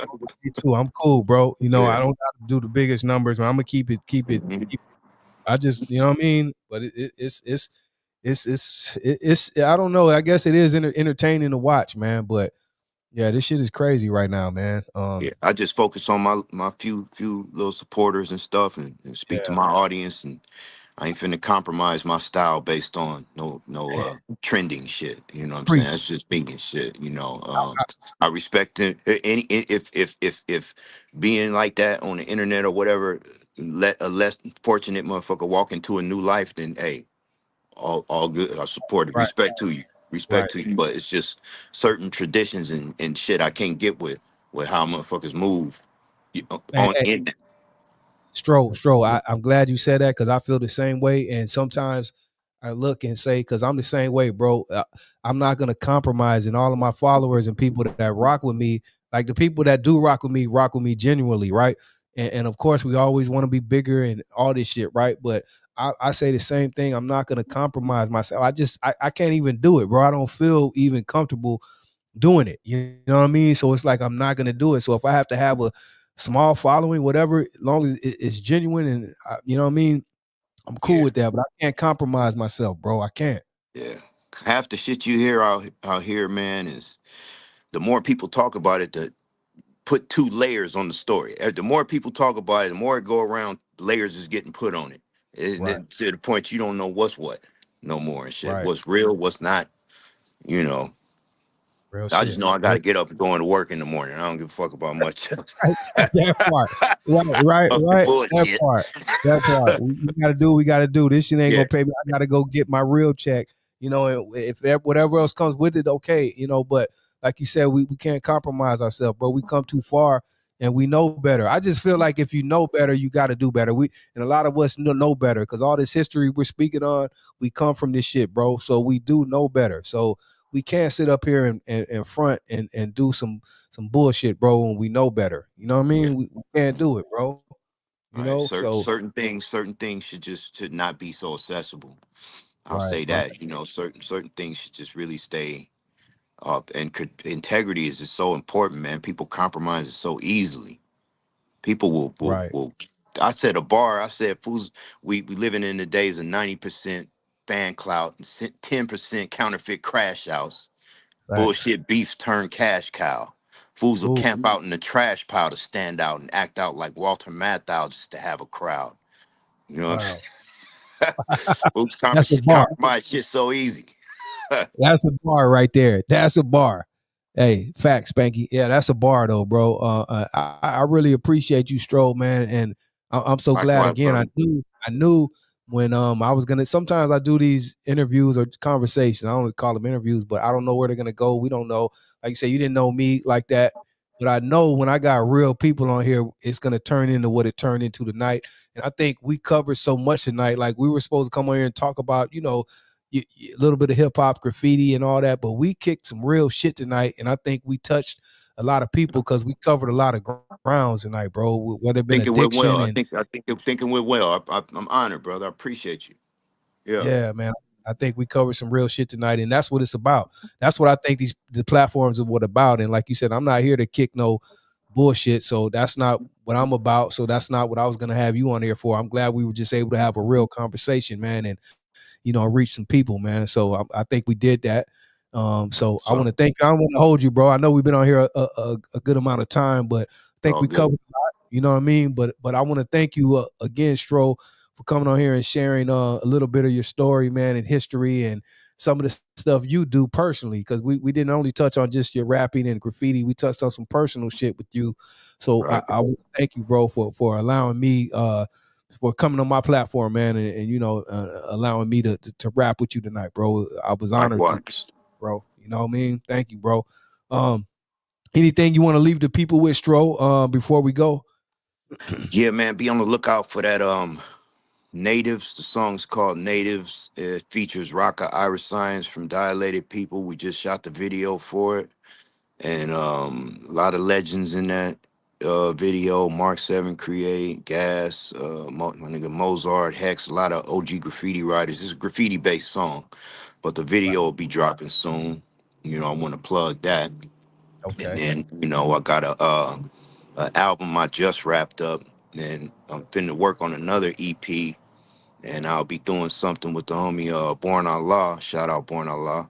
And then yeah, man, I'm gonna just keep mine pushing, and God is good. Love your life, kiss your girl, and kiss your kids, man. You know what I'm saying? Stay out the way. That part, stay out the way. Out the way. You know what I mean? Yeah.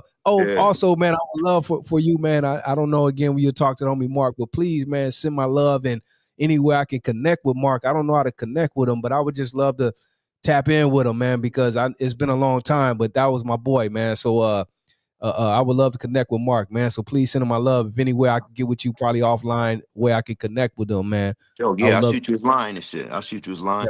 please do that, man. That was my Yeah. boy, man. I know he's gonna trip Mhm. out, man, when we do connect. So thank you, Yeah, man. Again, yeah, everyone in the chat too, man, sends their love, Monstro. They told you, man. man. Thank y'all. Much respect. Thank you. Yes, sir. Appreciate it. And we got all your handles.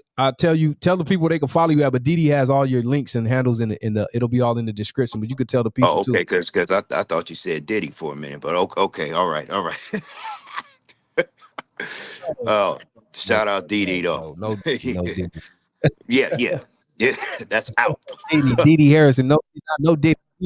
Yeah, Diddy. no Diddy, That's no out. Diddy. Yeah, Diddy. Hey, Diddy, man, let me say this though before we go. Ooh, that boy, Let me say man. this before we God go, because I damn. know they got Diddy fucked up.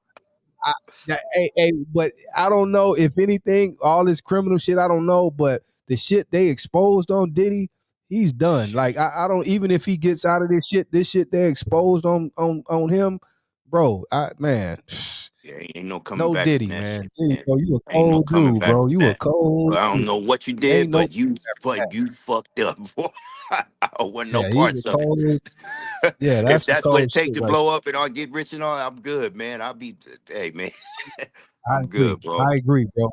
I Hey, agree. No what you Diddy. think about that Tory Lane shit?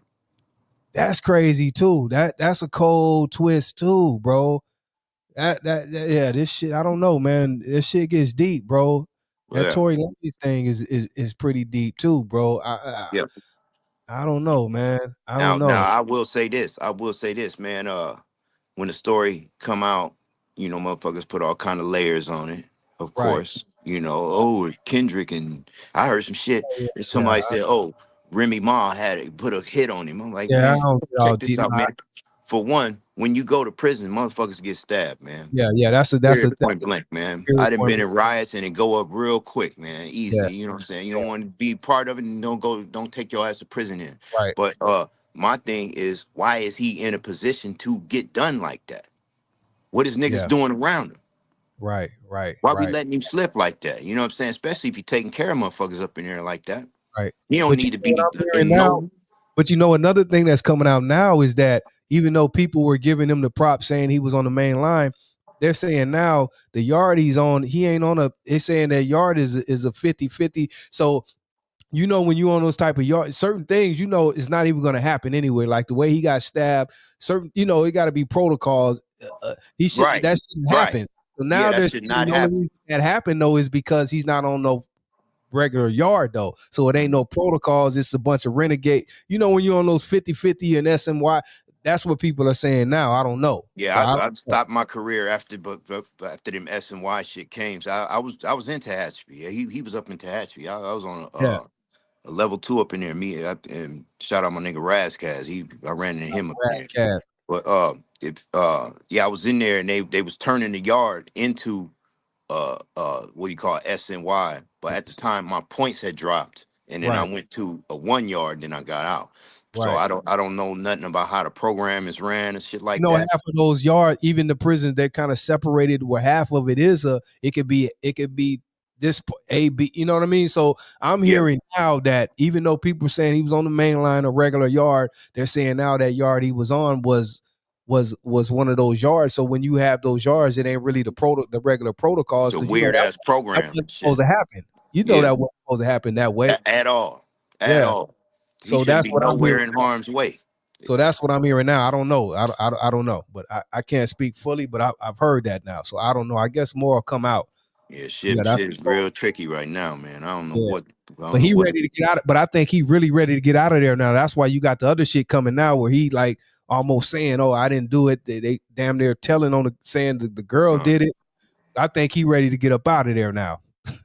Yeah, So you better not go back up in yeah, there. like I'm ready to come home now. So whatever we got to do, fuck all this.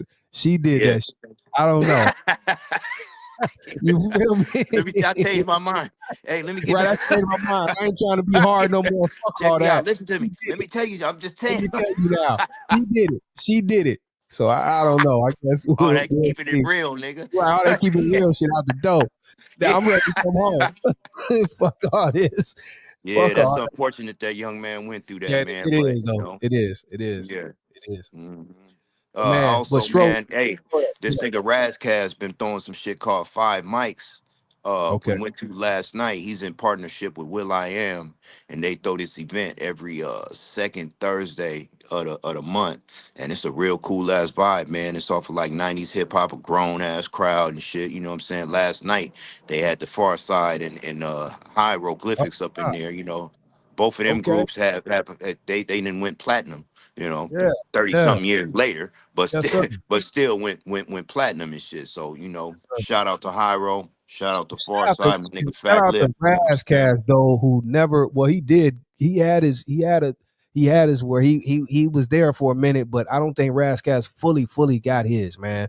Nah, I Razzcast, don't think so either, man. I don't think people sleep on on that man's pen, man. yes, Like he sir. is very, very impactful, man. And Yes, sir. I remember going back to Club Nouveau with Razkaz when he was a dancer. He used to hang with my homeboy Damo, rest in peace, from Harlem. But yeah, Razkaz, he used to chill with the scheme teams, and he was a dancer back in the days and shit. He's kind of under that NBT KWS cloth as well around them times, Okay. around our era and shit. You know what I'm Okay. saying? So he got real field hours and shit. Right. You know what I'm Right. saying? It's Shout always out good to running into my brother and Razzcast, man. shit. I love Shout out Razzcast. my nigga Tash from Alcoholics too. Yes. You know what I'm Oh, saying? yes, He was sir. there last night too. Yeah. Glad you said him too. That was my Yeah. guy too, man. Taz was hard, bro. Shout out to Mhm. Taz, man. Alcoholics, man. Man, you saying some legendary shit. Thank you Yeah. again, bro, man. I love this conversation. I love to kick this type of shit right on here, man. And to help the people who don't know, and then maybe bring them back to some shit they forgot, but they were in the mix a little bit, and maybe some stuff was left out that they didn't know, and you get to fill in those blanks, man. So thank you, Stro. This was Yes, sir. legendary, bro. Yes, sir. Appreciate you. Monstroe, the legend. You guys go follow him. All his handles will be in the links in the description. If you miss anything in this interview tonight, just go back and hit the replay when we're done, and leave a comment at the end of the show too, man, for the homie. Let him know you were feeling the interview, the conversation, and go follow his music. All of his music is on iTunes. Monstroe, MONSTROE. Follow the homie, and he's on IG at Stro_1. Monstroe_1. And he's done a lot with the homie Mr. CR as well, my guy, man. So follow up with the homie, tap in, Monstroe the legend, man. Thank you again, bro. Appreciate the love. We got to do this again soon, man. So I'll be in touch, bro. Solid, Much for love. sure. And get me the homie Mark's info too, man. That's my guy too, man. Yeah, I got you. Bro. Yep. I'm gonna shoot Love, that to you. bro. Thank you, bro. All right, Likewise, homie. Thank bro. you, man. All Love right, and respect. Homie Stro. Yeah. It's the G-Lew show, man. We did it again, y'all. Shout out to Amanda in the chat. What's up, Amanda? You late tonight, but much love, girl. Shout out to the homie Lil Mafia tapping in. Denise Castillo. Denise, she said on the 25th. Don't forget we got that beach party coming up in Oceanside. If you can pull up, show love. Shout out to everyone in the chat tonight. It's a G-Lew show. Shout out to my producer, DD Hairston, the legend. What up, DD? Make sure you check her out tomorrow night. Conversations in the Hookah Lounge. She'll be back with Digital West, Long Beach, La. We got Lena Lokes tomorrow night. Late nights with Lena Lokes, 10 p.m. Pacific. And Sunday nights we'll be back with Odie's Rule Forever Sunday, #1 Sunday night Odie show on YouTube. G-Lew. Love you all. See you again. We out of here. Peace and love, y'all.